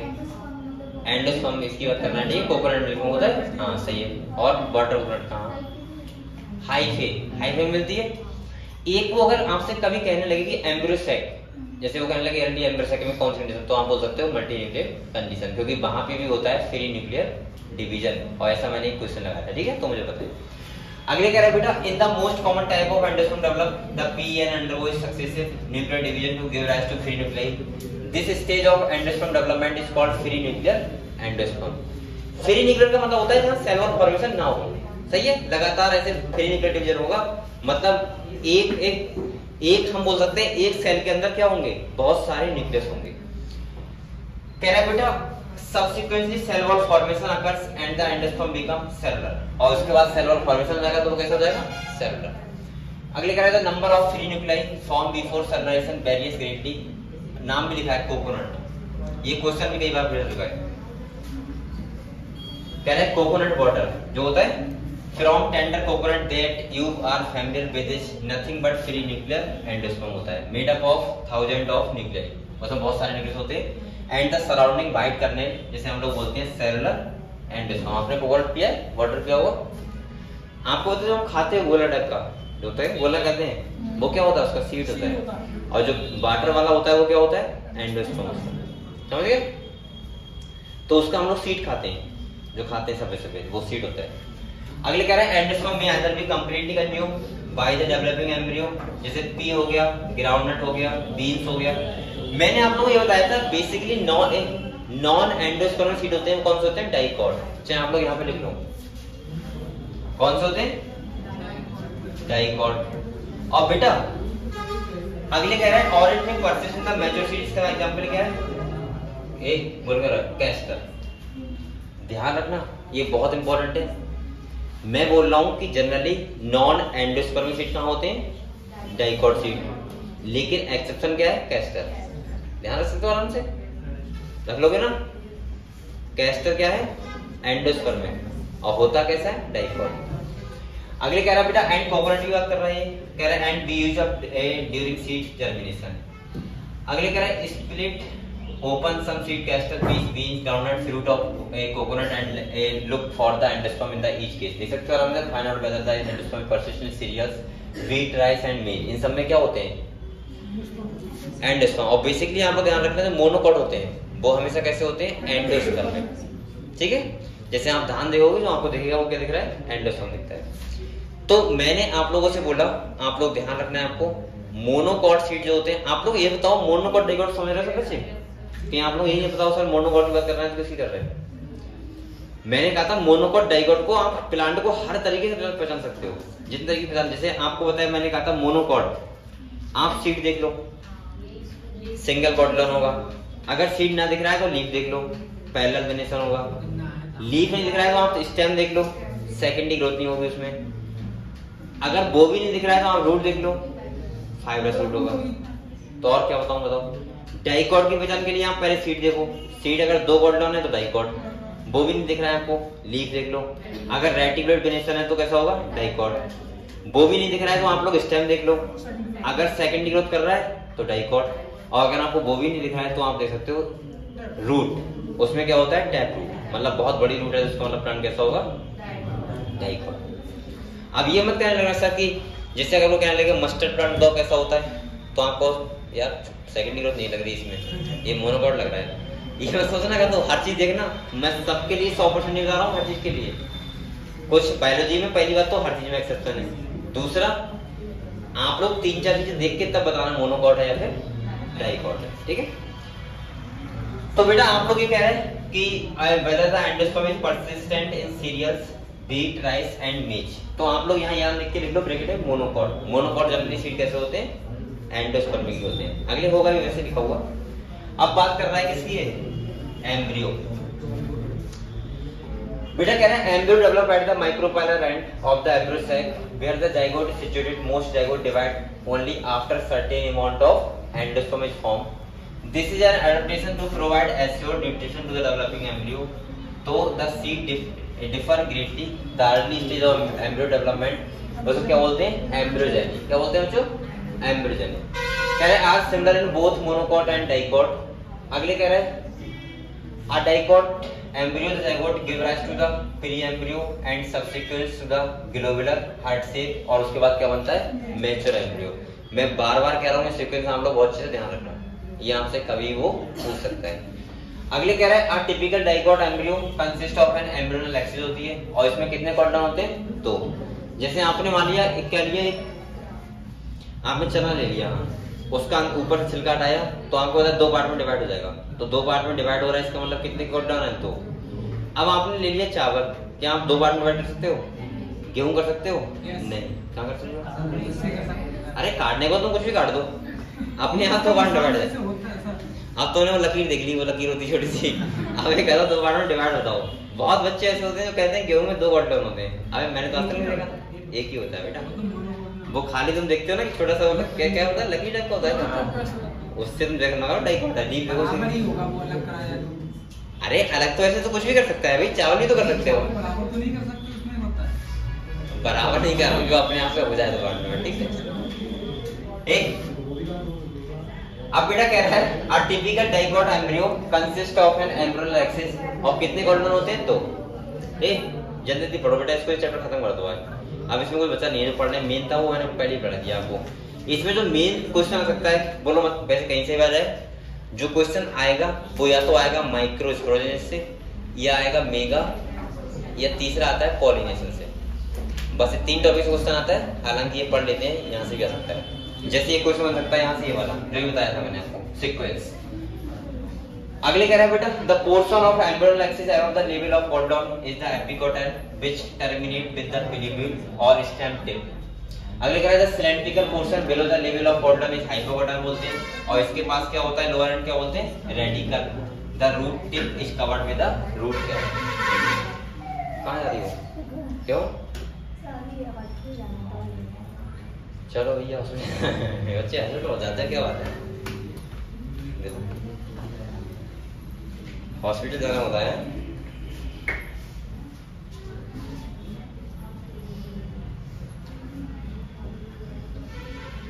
कितना हो जाएगा, थोड़ा हो जाएगा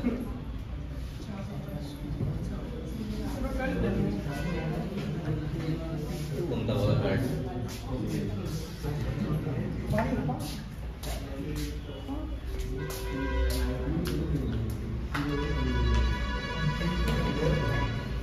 तो यहाँ से बेसिकली क्वेश्चन जो आएगा मैंने बता दिया आपको, माइक्रो और मेगा, और तीसरा आपको ध्यान रखना पॉलिनेशन, ठीक है बेटा। अगले देखो क्या है, embryo of monocot possess only one cotyledon. कितना कॉटिलियन होता है, एक। और कह रहा है in the grass family the cotyledon is called, इसको क्या बोलते हैं, स्क्यूटिनम। कह रहा है that is situated towards one side of the embryonal axis, at its lower end the embryonal axis has the radicle and root cap enclosing undifferentiated sheath, जिसे क्या बोलते हैं, कोलियोराइजा। कह रहा है the portion of the embryonal axis above the level of attachment of scutellum is the epicotyl. और कह रहा है epicotyl has a shoot apex and a few leaf primordia enclosing hollow a foliar structure, इसे क्या बोलते हैं, कोलियोपेटाइल। तो आप लोग क्या रखना, कोलियोपेटाइल पी आ रहा है तो क्या रखना प्रिव्यूल, और कोलियोराइजा आर आ रहा है तो रेडिकल, ठीक है। और इसका मैं डायग्राम भी दिखा रहा हूँ, आपने देखा था शायद मॉर्फल देखा था हम लोगों ने। ये है तुम्हारा मोनोकॉट सीट, और ये कौन सा है, जो दो कॉटिलियन है, और ये डाइकॉट का नहीं दिखाया यहाँ पे, क्या ये मोनोकॉट का है, ठीक है। ये वाला लेयर बताओ क्या होता है, इसको क्या बोलते हैं, इसको एल्यूलर मेम्ब्रेन। मैंने कहा था ये प्रोटीन की बनी होती है, और ये क्या करती है, डिवाइड करती है एंडोस्पर्म को और एम्ब्रियो को। तो ये भी बहुत बार पूछा जा चुका है, और मैं एक बार बार कहता हूँ बेटा, आप लोग एक बार एनसीईआरटी डायग्राम आप लोग देख लिया करो, कहीं से कहीं अगर डायग्राम से क्वेश्चन आए तो आप लोग आराम से कर दो। तो देखो सीट के बारे में पढ़ते हैं। अब सीट के लिए मैंने क्या क्या बताया आपको, डेवलप किससे हुआ है, ओव्यूल से। सीट कहाँ होता है, फल के अंदर होता है, क्योंकि ओव्यूल कहाँ था, ओवरी के अंदर था। दूसरा मैंने कहा सीट दो टाइप के होते हैं, एंडोस्पर्मिक और नॉन एंडोस्पर्मिक। एंडोस्पर्मिक कैसे होते हैं, monocot seat, non endospermic dicot seat. Seat से फायदा क्या है, अगर कोई पूछे तो आपसे सीट क्यों होना चाहिए किसी भी प्लांट के पास, कोई फायदा होता है उससे, बताओ। हाँ बताओ, स्टोर कर सकते हैं। हाँ दूसरा, हाँ ये भी सही है, रिजर्व मटेरियल होता है, ये भी सही है हमारा। तुम बताओ। अच्छा तो वही बोल लेती हैं, सब लोग वही बोल रहे थे। सुनो देखो, सीट का पहला फायदा है, आपको पता होना चाहिए, जैसे पहला का दूसरा क्या फायदा ही है। पहला है कि उसके बाद रिजर्व मटेरियल होता है, जिससे हम लोग क्या कर सकते हैं, उसको फूड के रूप में यूज करते हैं। दूसरा आपको पता होगा, सीट को हम स्टोर कर सकते हैं, और जब मन करे तो उसको ग्रो करा सकते हैं। तीसरा, हम लोग जगह चेंज करने के लिए, हम कहते हैं कि यहाँ खेती कर रहे हैं, वहां कर रहे हैं, खेती को इधर उधर करने के लिए बहुत जरूरी होता है सीड होना चाहिए, वरना अगर सीड नहीं होगा तो हम लोग ये काम बहुत अच्छे से नहीं कर पाएंगे। और सीड आपको पता है डोरमेंसी स्टेज में रहता है, तो इसका भी अपना फायदा होता है। जैसे गेहूं होता है, हम रख लेते हैं उसको काफी साल तक, अगर डोरमेंसी स्टेज नहीं होती सीड के पास तो क्या होता, प्रॉब्लम थी, हम लोग रख ही नहीं पाते।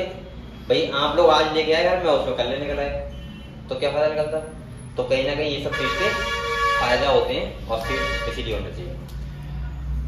Seed in angiosperm, the seed is the final product of sexual reproduction. आपको बताइए फाइनल क्या होता है, प्रोडक्ट होता है सीड। कह रहे it's is often described as a fertilised ovule, ovule से बनता है, आपको पता है। अच्छा ये बताओ, सीड हैबिट हमने कहां से देखने को मिली थी प्लांट्स में, टेरिडोफाइट से। निकट सीड कहां देखा था हम लोगों ने, जिम्नोस्पर्म में, और हमने पूरा अच्छे तरीके से डेवलप कहां देखा, एंजियोस्पर्म में। पता है आपको सीड हैबिट हमें कहां देखने मिली थी, टेरिडोफाइट से। और मैं बोल सकता हूं कि तुम्हारा एल्गी हो गया, ब्रायोफाइट हो गया, इनके पास सीड नहीं होता है, ठीक है। तो सीड अगर है तो ये तो पता लगता है हमें कि हमारा सेक्सुअल रिप्रोडक्शन हो रहा है, ये भी एक अपना फायदा है। अगले, और सीड होगा तभी तो सेक्सुअल रिप्रोडक्शन होगा। और दूसरा क्या है, सेक्सुअल रिप्रोडक्शन होगा तो क्या आएंगे, वेरिएशन आएंगे। तो एक इवोल्यूशन के लिए भी सीड होना बहुत ज्यादा जरूरी होता है। तो हम लोग किसी भी वे में देख सकते हैं और आपको पता लग जाएगा कि क्यों जरूरी होता है। अगले कह रहा है बेटा यहाँ पे देखो, द एम्ब्रियो आर सिंपल, कहाँ पे देखो, हाँ, सीड आर फॉर्म इनसाइड, तुम्हें पता है आपको। A seed typically consist of seed coat होता है, कॉटिलीडॉन होते हैं एंड एन एम्ब्रियो एक्सिस होती है। कह रहा है the cotyledon of the embryo are simple structure generally thick and florent due to storage of food reserve. इनके पास क्या होता है, फूड होता है स्टोर फॉर्म में।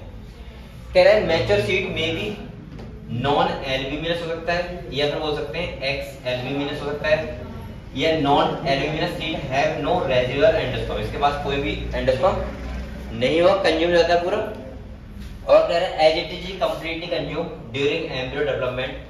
अब एक दो फिर से डाइकोट एग्जांपल बता रहा है, पी और ग्राउंडनट। कह रहा है albuminous seed are retain a part of endosperm as it not completely used up during embryo development. और ये कह रहा है बीट, मेज, वार्ले और कैस्टर। हालांकि ये मोनोकॉट तो सब हैं, लेकिन इसमें कैस्टर आपको पता है उसका एक्सेप्शन है जो यहाँ लिखा हुआ है। तो एल्ब्यूमिनस का मतलब क्या बता रहा हूं मैं, एंडोस्पर्मिक, और नॉन एल्ब्यूमिनस का मतलब क्या है, नॉन एंडोस्पर्मिक। चाहे आप लोग ऐसा करके लिख लो सिंपल भाषा में, एंडोस्पर्मिक मतलब मोनोकॉट और नॉन एंडोस्पर्मिक मतलब डाइकॉट। ठीक है।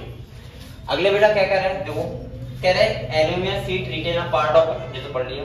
अगले कह रहा है occasionally in some seeds such as black pepper and beet remnant of nucellus are also present, और इसको हम लोग बोलते हैं ऐसे को पेरिस्पर्म। क्या बोलते हैं, पेरिस्पर्म, जिसमें क्या देखने को मिले, न्यूसेलस में। समझ गए। तो इसको भी बेटा नलन करो, ये बहुत इंपॉर्टेंट है ये वाली बात।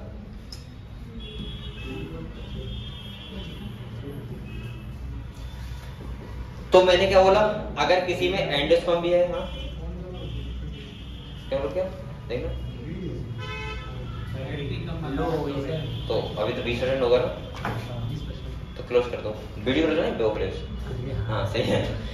तो मैं ये बोल रहा हूँ हाँ कि पेरिस्पर्म, देखो जो सीड में एंडोस्पर्म भी है उसको क्या बोलेंगे, एंडोस्पर्म, एंडोस्पर्मिक सीड, या फिर हम बोल सकते हैं क्या, एल्ब्यूमिनस सीड, या हम मोनोकॉट सीड बेसिकली समझ सकते हैं।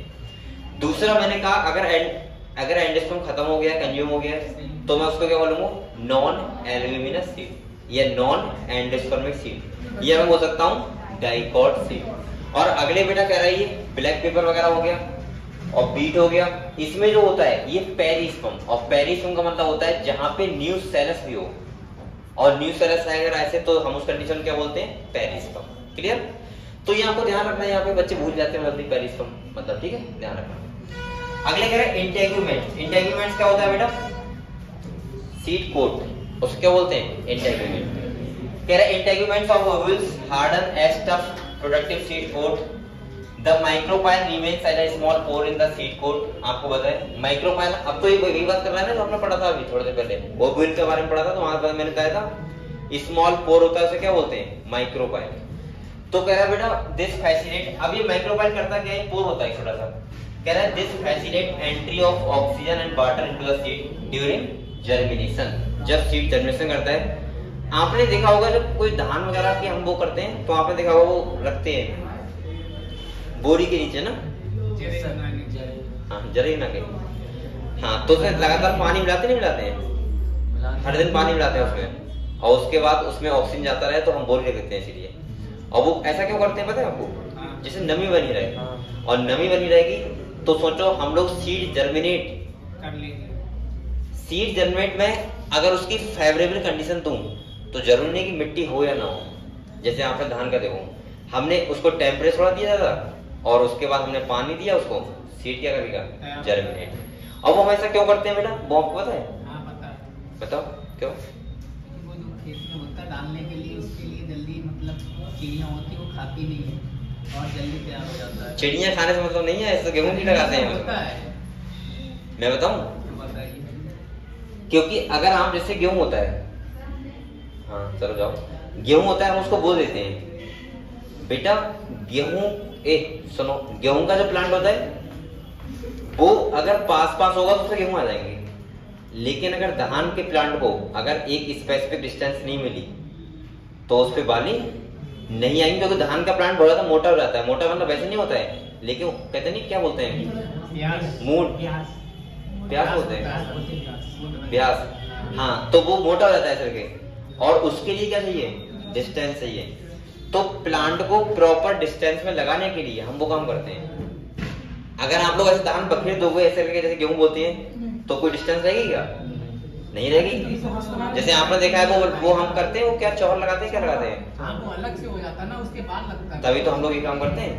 पहले तो बोरी में जो बता रहे हैं उसके लिए मैं बता रहा हूँ। हाँ वो हो सकता है, लेकिन वो हम इसलिए करते हैं जिससे एक धान की प्रॉपर डिस्टेंस पे हम प्लांट को लगा सकें। अच्छा वैसे कायदे में बोलो मत, कायदे में इसकी भी एक मशीन बननी चाहिए। इतनी मशीनें बन गई हैं, धान लगाने की मशीन बननी चाहिए। कहाँ है, मैंने तो आज तक नहीं देखी। धान काटने की देखी है लेकिन धान लगाने की है, कहाँ है, तो भाई लेके आए फिर। अरे यहाँ ज्यादा बहुत कमाई होगी उससे। गेहूं बोगानी पानी तो अगर ना भी होगी तब भी काम चल जाएगा, वो तो हाथ से लोग कर देते हैं। लेकिन बेसिकली ये काम बहुत कठिन होता है। मैंने देखा है बेचारे जो लगाते हैं उनसे पूछो पहले कि पता है इतने इतने मिट्टी में सही है, और सुनो तुम्हारे होश खराब हो जाएंगे, और दूसरा झुक के और बीच चलना है, कितना कठिन काम है। लेकिन ऐसे ऐसे काबिल लोग होते हैं गांव में कि वो भी बहुत स्पीड से करते हैं, तुम उनके हाथ में देख पाओगे इतनी तेज गदा। मुझे एक बार फादर ने बोला कि वो करना है, और करना है आप लोग नहीं, वो होती है बढ़िया, वो कहते फैलाना है। मुझे खाली उन लोगों को 5-6 लोग थे, उन लोगों को वो नहीं दे पा रहा था क्योंकि वही वो इतनी तेजी से कर रहे थे काम और लगातार उन्हें देना हो रहा था। चलो ठीक है, अगले देखते हैं बेटा। तो ये कह रहा है कि जो माइक्रो पाइल होता है वो क्या होता है, स्मॉल पोर होता है जो सीड के लिए क्या करता है, ऑक्सीजन और CO2 देता है। अगले का वाटर भी होता है ना, ट्रांसपोर्ट। अगले कह रहे हैं as the seed mature its water content is reduced and seed become relatively dry हो जाएगा 10 से 15%। मॉइस्चर बाय मास कह रहा है general metabolic activity of the embryo slow down, क्या हो जाएगी, स्लो डाउन हो जाएगी। और कह रहा है द एम्ब्रियो में enter a state of inactivity जिसे हम लोग बोलते हैं डोरमेंसी। डोरमेंसी का मतलब यही तो होता है, जैसे आपने कोई सीड धान लिया, मान लिया हम लोगों ने धान को सुखा दिया, अब वो ड्राई कर दिया, अब वो रख दो तो जर्मिनेट नहीं करेगा क्योंकि उसका मेटाबॉलिक एक्टिविटी क्या हो जाएगा, स्लो। अब जो आप धान घर में रखा हुआ है उस टाइम पे बोल सकते हो कि ये सीड का क्या है, डोरमेंसी स्टेज। कौन सा स्टेज है, डोरमेंसी। जैसे ही आप धान को निकालोगे वहां वाटर दोगे, एक टेम्परेचर दोगे उसे अच्छा सुटेबल टेम्परेचर, और फिर से वो क्या कर जाएगा, जर्मिनेट कर जाएगा। समझ गए। तो सिंपल सा डोरमेंसी समझ गए क्या होता है, जब हम किसी सीड का मेटाबॉलिक एक्टिविटी स्लो डाउन कर दें, उसको सुखा दें, कितना 10 से 15% मॉइस्चर उसका भगा दें, तो इसका मतलब वो कैसा हो जाता है, ड्राई। और ड्राई रहता है तो इसका मतलब वो जर्मिनेट नहीं करेगा। एक बात और ध्यान रखना, ये डोरमेंसी, बोलो मत, ये डोरमेंसी जो टाइम पीरियड होता है वो भी सबका अलग होता है। ऐसा नहीं कि आप सोचो कि धान को हम 50 साल रख दें फिर भी वो ग्रो कर जाएगा, इसका अभी डोरमेंसी में बता सकना कितना होता है ये बताओ, पता कितना होता है, हाँ वो बाद में बात करेंगे। लेकिन मैं ये कह रहा हूँ कि हर स्पीशीज का अलग अलग होता है, ठीक है। डोरमेंसी का मतलब समझेगा बेटा, डोरमेंसी का मतलब हिंदी क्या बोलते हैं इसको, क्या बोलते हैं, सुसुप्तावस्था बोलते हैं, सुप्तावस्था, डोरमेंसी। हाँ ठीक है। कह रहा है और if favourable condition are available adequate moisture, oxygen and suitable temperature, तो क्या देना पड़ता है, मॉइस्चर पहला, दूसरा ऑक्सीजन और तीसरा टेम्परेचर। मॉइस्चर का मतलब उससे हम वाटर वगैरह पानी वगैरह दें, ठीक है। कह रहा है दे क्या हो जाएगा, जर्मिनेट। आपको बताएं शादियां हो रही हैं, कब है, कब है, परसों है, परसों। और बेटा शादियां एक नहीं हो रही है, यहाँ हजारों प्लस शादियां होती हैं। अब तुम्हें करनी नहीं है तो बातें मत करो, मेरी बात सुन लो किसी करना वो बता देना, ठीक है, ऐसे करवा दूंगा। अरे भाई यहाँ पे 1 लाख रुपया मिलेगा, 1 लाख रुपया अब की, पिछली बार मिला था 50,000 रुपए। अरे बोल कर 1 लाख का मतलब है 75,000 रुपए मिलेगा लड़की को, दूल्हे को। अरे शादी करनी है क्या?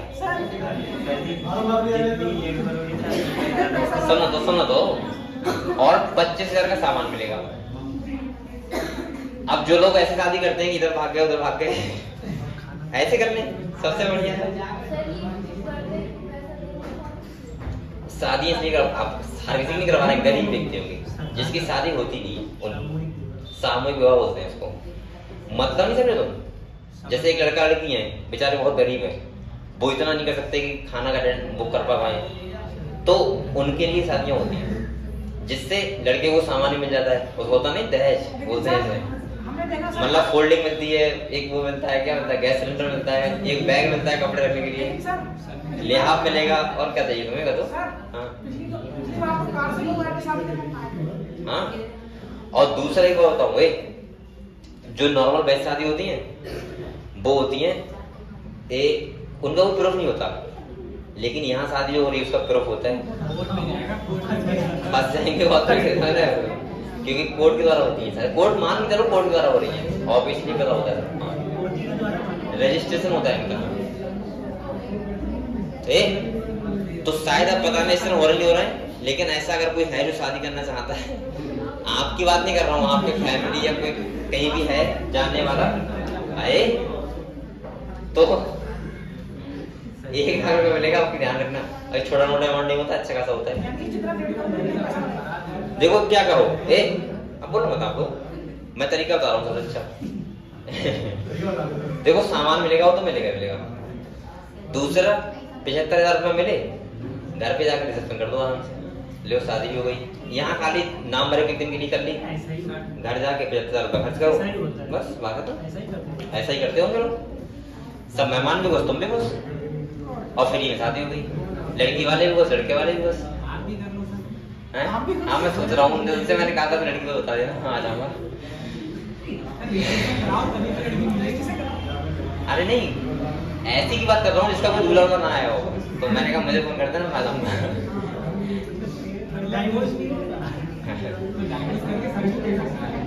और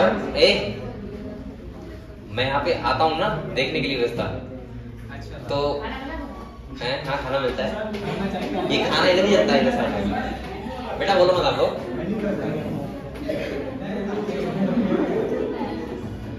तो यहाँ पे जो शादियां होती हैं, लेकिन ये कितना अजीब लगता है जो इतने लोग हों, यहाँ दूल्हे ऐसे लाइन से कर लगते हैं ना, सोचो 1000 शादी 1000 दूल्हा होंगे यहाँ पे, तो हमें टोपियां दिखेंगे खाली यहाँ पे। हमारा एक स्टूडेंट है वो पंडित बन के आता है ना यहाँ पे, तो सुनो तो वो तो एक्सचेंज हो गया तो एक्सचेंज कर ले, हो जाएगा, क्या दिक्कत है। आप सोचो कैसा लगेगा कि जैसे तुम इधर तैयार हो रहे हो, तुम्हारी वाइफ वहां तैयार हो रही सामने, और देख भी रहे हैं कि तैयार हो रही है। मैं जी देखने आता हूँ ना कैसे करना है, क्या होता है। तो ठीक है, हो सकता है आपकी क्लास छुट्टी जाएगी लग रहा है, वरना तो आपको यही मिलते सब लोग, और छुट्टी ना हो ज्यादा अच्छा रहेगा। छुट्टी कर देंगे लोग, मुझे पता है। हाँ अगर ना करें ज्यादा अच्छा रहेगा। भंडारा नहीं मिले, अरे नहीं बोलो मत, पिछली साल शायद नहीं थी, और मैंने डिब्बे भी दिए थे खाने के, जितने बच्चे सबको कोई मुझे मिल गए थे बहुत सारे डिब्बे। मैं क्या करता हूँ, तो मैंने बहुत चूक दिए थे ना, शायद पता हो आप लोगों को। लास्ट ईयर हो गई थी, उससे लास्ट ईयर नहीं हुई थी छुट्टी, तो मैंने खाने का बॉक्स सब बच्चों को बांट दिया था। मैंने कहा सब चलो खाओ बैठ के। एक लड़की को मिले थे 4-5 डिब्बे, मुझे मैसेज कर रही सर शाम को हमें आज खाना बनाने की जरूरत नहीं पड़ी। इतनी पूड़ियां हो गई वैसे। मैंने कहा चाय सेक के सोए खा लेना, क्योंकि हमने अपना देव सर का मतलब कंडिया थी उसकी साइकिल ना, 5-6 रख दिए थे चलो बेटा आप पढ़ने के लिए बहुत अच्छी होगी। अगर बचता है तो कल मैं करवा दूंगा 10 मिनट के।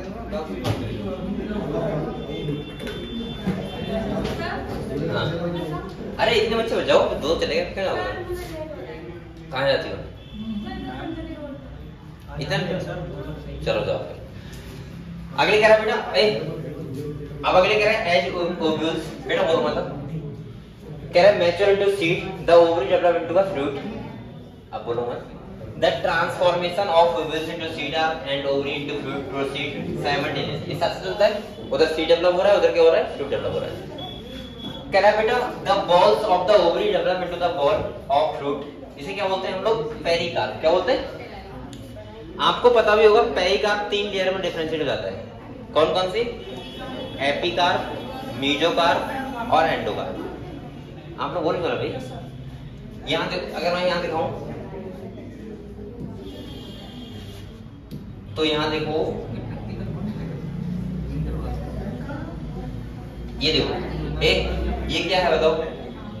हाँ मैं लग तो गया है, मेरी ड्राइंग तो अच्छी है। अब तक खाली चलो होगा जैसे ये आम है, ठीक है, और इसमें ये क्या है बेटा, सीड।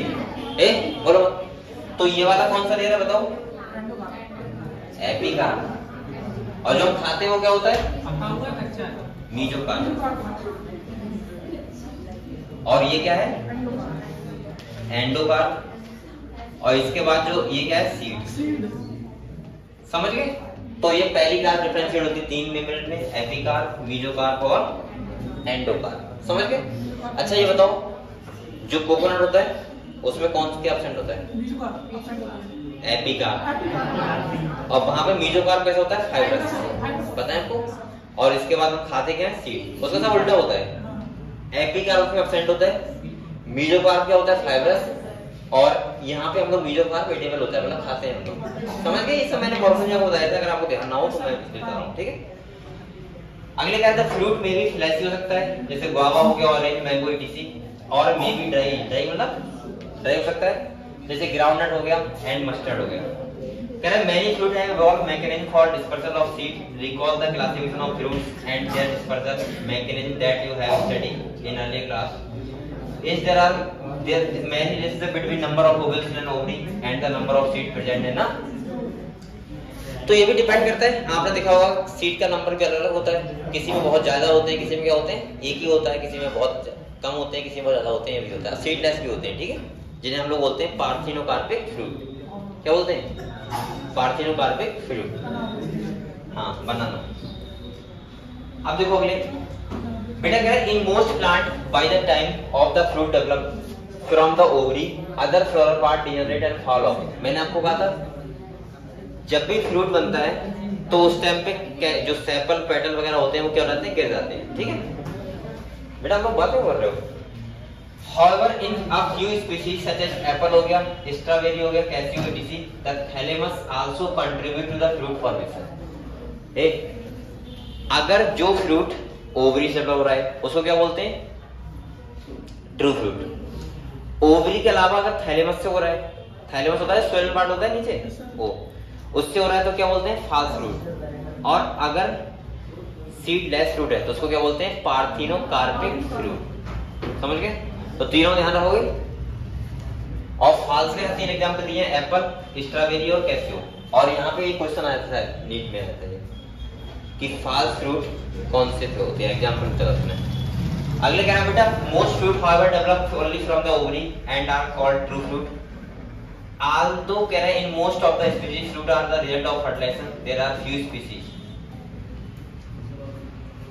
कह रहे हैं इनमें फ्रूट डेवलप विदाउट फर्टिलाइजेशन। और ऐसे फ्रूट को हम लोग क्या बोलते हैं, पार्थिनोकार्पिक फ्रूट। तो आप लोग चाहे ऐसे करके समझ लो एक बार मैंने क्या बोला, बेटा बोलो मत आप लोग। ट्रू फ्रूट का मतलब क्या होता है,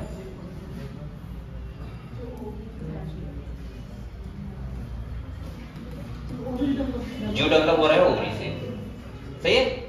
फॉल्स का मतलब क्या होता है, फॉल्स फ्रूट जो अदर देन ओवरी। अब अदर देन ओवरी का मतलब ये मत समझ लेना कि पत्ती से हो जाएगा, पत्ती से तो नहीं होगा ना, होगा तो थैलेमस ही, अदर देन ओवरी। और तीसरा मैंने क्या बोला बेटा, पार्थिनोकार्पिक। इसमें हम लोग क्या बोलेंगे, विदाउट फर्टिलाइजेशन। अच्छा एक बात मैं यही बता दे रहा हूँ बेटा आपको, जिससे आपको ध्यान रहे, विदाउट फर्टिलाइजेशन क्या डेवलप हो? फ्रूट। अच्छा एक बार बताओ मुझे, अगर विदाउट फर्टिलाइजर सीड डेवलप हो तो क्या बोलते हैं? एपोमिक्सिस। ध्यान रखना ये बात, बच्चे भूल जाना, मैं बता रहा हूं अभी से। अगर विदाउट फर्टिलाइजर फ्रूट डेवलप हो रहा है तो क्या बोल रहे हैं प्रोसेस को? पार्थिनोकार्पिक। और विदाउट फर्टिलाइजर अगर क्या हो रहा है? सीड डेवलप हो रहा है तो इसको क्या बोलते हैं? एपोमिक्सिस। अभी मैं आपको बताऊंगा। जैसे हम लोग क्या कर रहे हैं, साइंटिस्ट एपोमिक्सिस द्वारा कुछ चीजें बना रहे हैं जिससे उसमें सीड ना हो। जैसे एक बार बताओ, अगर संतरा है उसमें किसी तो अंदर सीड हो? हर कोई चाहेगा सीड ना हो। संतरा, नींबू है, कौन चाहेगा सीड हो? ना हो, अच्छा लगेगा। तरबूज के लिए तो मैं भी सपोर्ट करूंगा, बिल्कुल ना हो। सही है? सेब में तो हाँ, सेब में भी ना हो, कुछ जरूर चलना है। जैसे आपने देखा होगा अंगूर, अंगूर पर सीड नहीं आते, कितना मजा आता है खाते हुए। आपने देखा होगा पहले के अंगूर खाए कभी? जो गांव में होते हैं उसमें खाली गुठली होती है, कुछ नहीं होता है। वो भी खट्टे हो तो दिमाग खराब हो जाता है। अरे आपने खाया नहीं है? जो गांव में लगे, गांव में क्या हो, हर जगह हो जाएंगे, लेकिन पहले वाले जो होते हैं वो मेरे मौसी के यहाँ पे थे, छोटे में जाता था। तो वो जब जाते थे एक बाल्टी थोड़े रख दिए, एक बाल्टी, और उनको धर लिए। और तुम खाने बैठोगे, थक जाओगे। उनका सीड फेंक फेंक के तुम्हारा कहाँ बैठेगा खाने सीड, क्योंकि उसमें सीड सीड होते हैं, खाली 2-3 होते हैं, बहुत मोटे होते हैं, उतने मोटा अंगूर होता है। सही है? तो ध्यान रखना बेटा, अगर यहाँ पे आए, यहीं पे लिख रहा हूं आप लोग, विदाउट फर्टिलाइजेशन अगर क्या डेवलप हो रहा है? सीड। क्या हो रहा है? तो उसको बोलते हैं एपोमिक्सिस। ये तो फ्रूट का हो गया, ये किसका है? सीड, वो सॉरी एपोमिक्सिस। अच्छा एक बार बताओ बच्चों, आपने पार्थिनोजेनेसिस पढ़ा था? क्या पढ़ा था? पार्थिनोजेनेसिस। वो कहां पढ़ा था बताओ? पार्थिनोजेनेसिस ये भी तो पढ़ा था, बताओ बताओ। पार्थिनोकार्पिक हो गया, पार्थिनोजेनेसिस भी हमने पढ़ा था। कहां पढ़ा था बताओ? बोलो मत, अभी पढ़ा नहीं था, पढ़ेंगे हालांकि। हाँ, हनी बी में अगर विदाउट फर्टिलाइजेशन अगर एनिमल्स का डेवलपमेंट हो रहा है हनी बी में, मेल का ही होता है, तो उसको बोलते हैं पार्थिनोजेनेसिस। ये सब बातें एक साथ लिख लो अगर आपका ध्यान आ रहा है। हमने पढ़ा नहीं था, तभी नहीं पता था। पार्थिनो,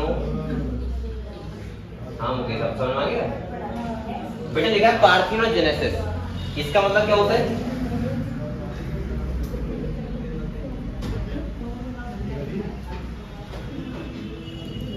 इसका मतलब होता है जब without fertilisation male honey bee का फॉर्मेशन होता है, ये डेवलपमेंट होता है। तो विदाउट फर्टिलाइजेशन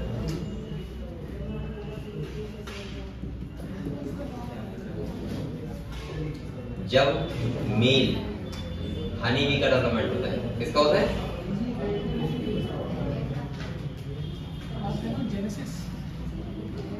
तो हम इसको क्या बोलते हैं? पार्थिनोजेनेसिस। तो पार्थिनोकार्पिक, एपोमिक्सिस और parthenogenesis, true fruit, false fruit, समझ गए सब? क्लियर हुआ? मैंने ट्रू का मतलब क्या बताया बेटा? जो ओवरी से डेवलप हो, फल। फॉल्स का मतलब क्या बताया? अदर देन ओवरी, यानी कि थैलेमस से हो। पार्थिनोकार्पिक का मतलब क्या हुआ? विदाउट फर्टिलाइजेशन अगर फ्रूट डेवलपमेंट हो रहा है। पार्थिनोजेनेसिस क्या बताया? विदाउट फर्टिलाइजेशन जब मेल हनी बी का डेवलपमेंट होता है। एक मैंने बता दिया आपको, क्या? एक विदाउट फर्टिलाइजेशन, वो सॉरी सीडलेस फ्रूट, तो कौन सा होता है? अबे प्रोसेस एपोमिक्सिस, वो विदाउट फर्टिलाइजेशन बता रहा हूँ। यहाँ पे कह रहा है विदाउट फर्टिलाइजेशन सीड डेवलपमेंट होता है। हाँ से, तो क्या बोलते हैं? पार्थिनोकार्पिक। ये क्या बोलते हैं? एपोमिक्सिस। समझ गए कहानी? समझ गए? पूरी बताओ। ये सब सभी टर्म इंपॉर्टेंट है और यहाँ से वो कभी भी क्वेश्चन पूछ सकते हैं। ये सारी टर्म आपको पता होना चाहिए और सब में डिफरेंस भी पता होना चाहिए। आप लोग बहुत अच्छे से ध्यान रखना, एपोमिक्सिस और पार्थिनोकार्पिक, ये लगभग ऐसा लगता है कि विदाउट फर्टिलाइजेशन, लेकिन फ्रूट बोलेगा तो क्या बोलेगा? पार्थिनोकार्पिक, और सीड बोलेगा तो एपोमिक्सिस। समझ गए? अब वो ऑप्शन में कैसे आंसर देता पता है? एपोमिक्सिस, पार्थिनोकार्पिक, ये ऑप्शन में होंगे। आगे देखो, तो हमने क्या देख लिया बेटा? कहां पे देखो?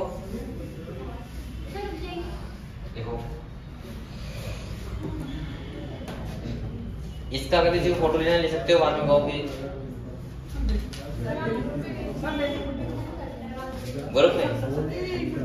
ग्रुप में अब आया नहीं है रिजल्ट ये। अरे ग्रुप में इसलिए डालते हैं कि बहुत बच्चों के नंबर बहुत कम है, सब लोग देखते हैं ना ऊपर तक है पहुंचा। तो आप लोग फोटो मुझसे ले लेना, मैं मुझे दे दो, लाओ फोटो लेना हूँ, ठीक है? जिससे पढ़वानी हो रहना भी नहीं है तो क्यों देख रहा है? अरे तो आपको क्या करना है, पता तो लग गया रिजल्ट। लिख लो नंबर, अगर आपको चाहिए तो बताओ, लिखवाऊं किसी को नंबर लिखने है? अरे मेरा फोन उधर लगा है, जिसको लेना है फोटो यहाँ आके भेज दे रहा है, ठीक है? जिसको भी लेना है। तो इतना ये समझ गया बेटा, लिखिए।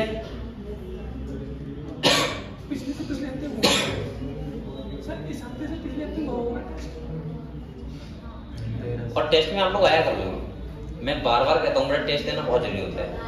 जब तक आप अपना यही नहीं देखोगे कि मेरा कहाँ कमियां है कहाँ नहीं है, तो आपको कैसे पता लगेगा?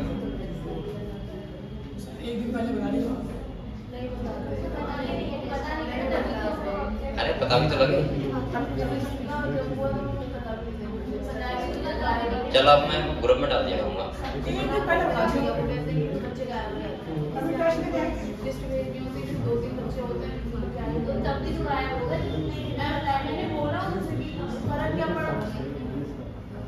अब इन्हें कौन समझाएगा?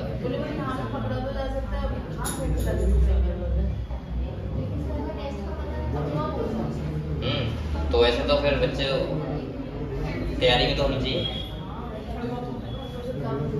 चलो अब बायोलॉजी का आपका फुल लेंथ होगा, ठीक है? अभी बता दे रहा हूँ जब भी होगा, हाँ पूरा फर्स्ट ईयर ना, फर्स्ट ईयर से खाली।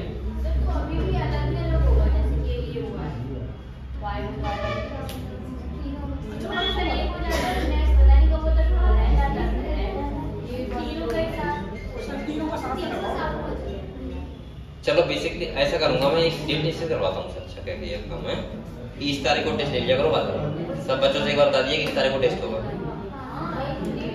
और जो भी एब्सेंट रहेगा तो उससे अगले को फाइन लिया जाएगा। नहीं एक महीने में 2 बार हो 3 बार हो, लेकिन डेट निश्चित हो ना, मतलब डेट तो कंफर्म हो। जैसे आपने कह दिया कि 10 तारीख को टेस्ट होगा, अब बच्चों के लिए 10 तारीख को टेस्ट होता है,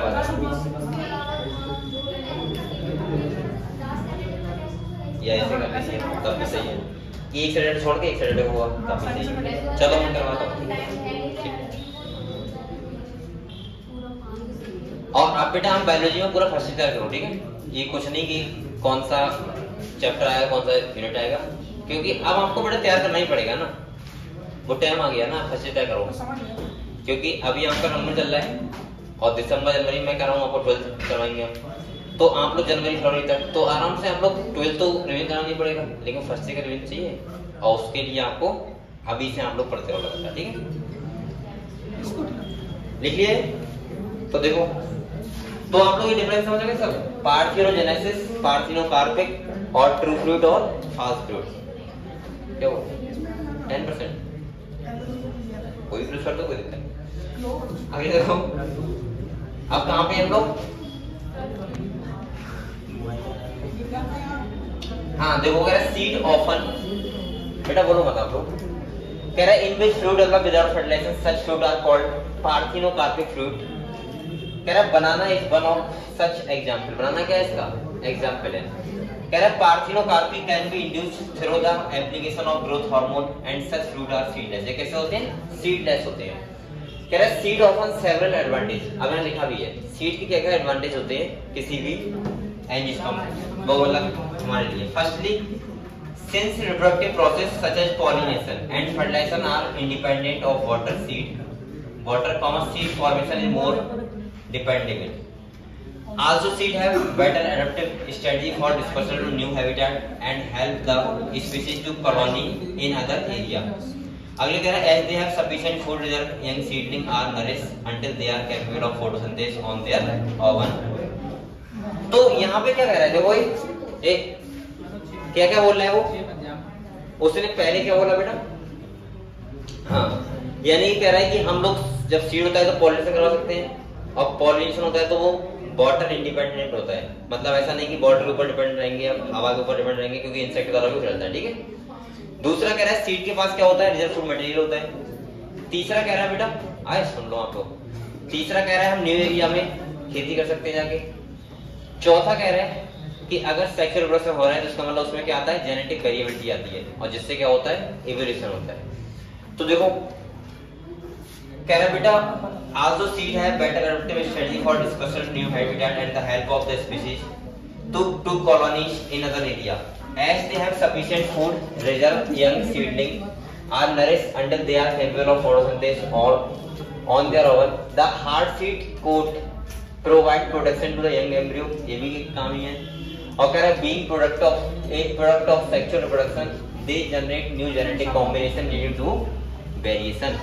यानी कि मैंने कहा था कि सेक्सुअल रिप्रोडक्शन बहुत ज्यादा जरूरी होता है। अगर किसी भी प्लांट में सेक्सुअल रिप्रोडक्शन नहीं हो रहा है तो ये उस प्लांट के लिए, इवोल्यूशन के लिए बहुत बड़ा खतरा है, क्योंकि अगर आप लोग सोचो, अगर सेक्सुअल रिप्रोडक्शन नहीं आएगा तो वहां वेरिएशन नहीं आएंगे, और वेरिएशन नहीं आएंगे तो उस टाइम पे इवोल्यूशन नहीं होगा।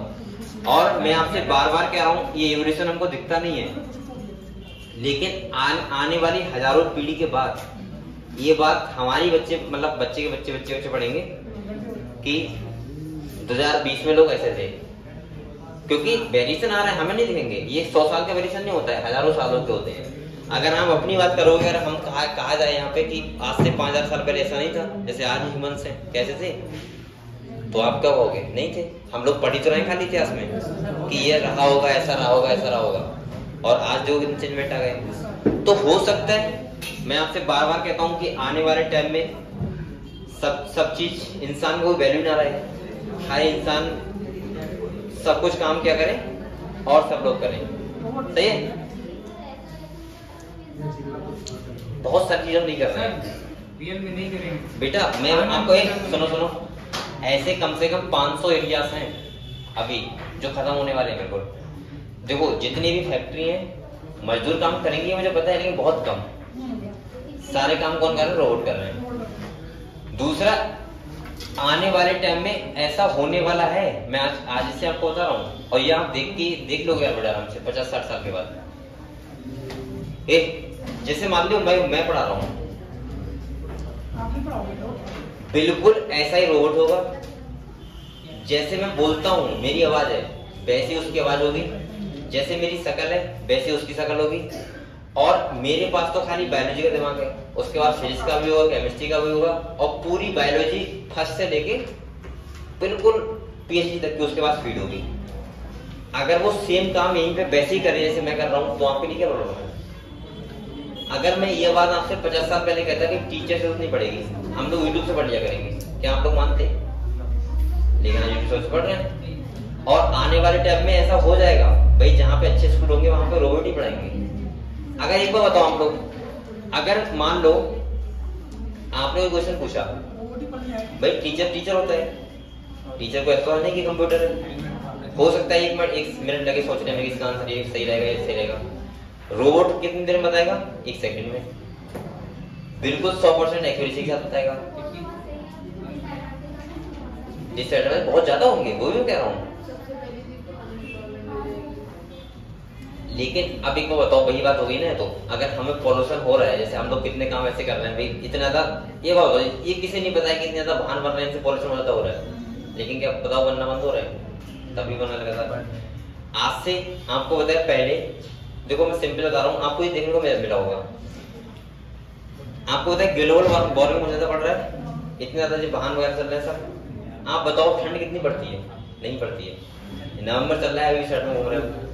और किसी टाइम पे अगर 10 साल पहले की बात करोगे, 15 साल पहले की बात करोगे, तो नवंबर में वो वाली ठंड पड़ती थी कि अखबार में निकलता था कि आज ठंड की वजह से 15 लोग खत्म हो गए।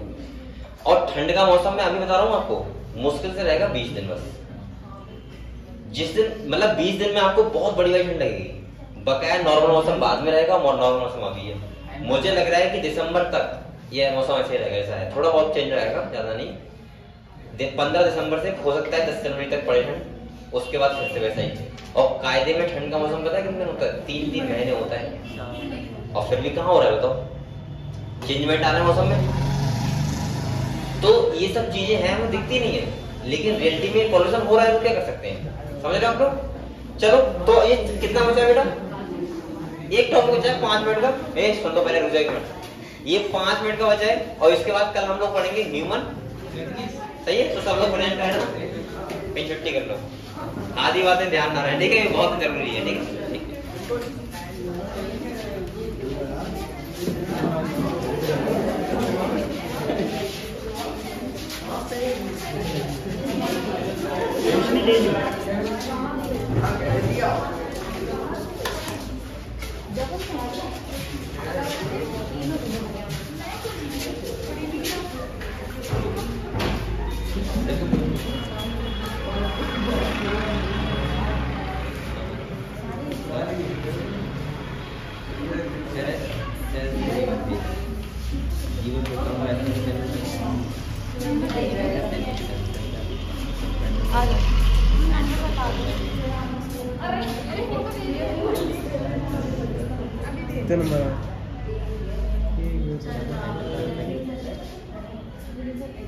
नहीं ये करें एंटर एम एग्री कैसे होता है, नहीं जाएगा, तो अगले करें हमने इसका आंसर देखा है, अगले करें तो stage during separation of the separate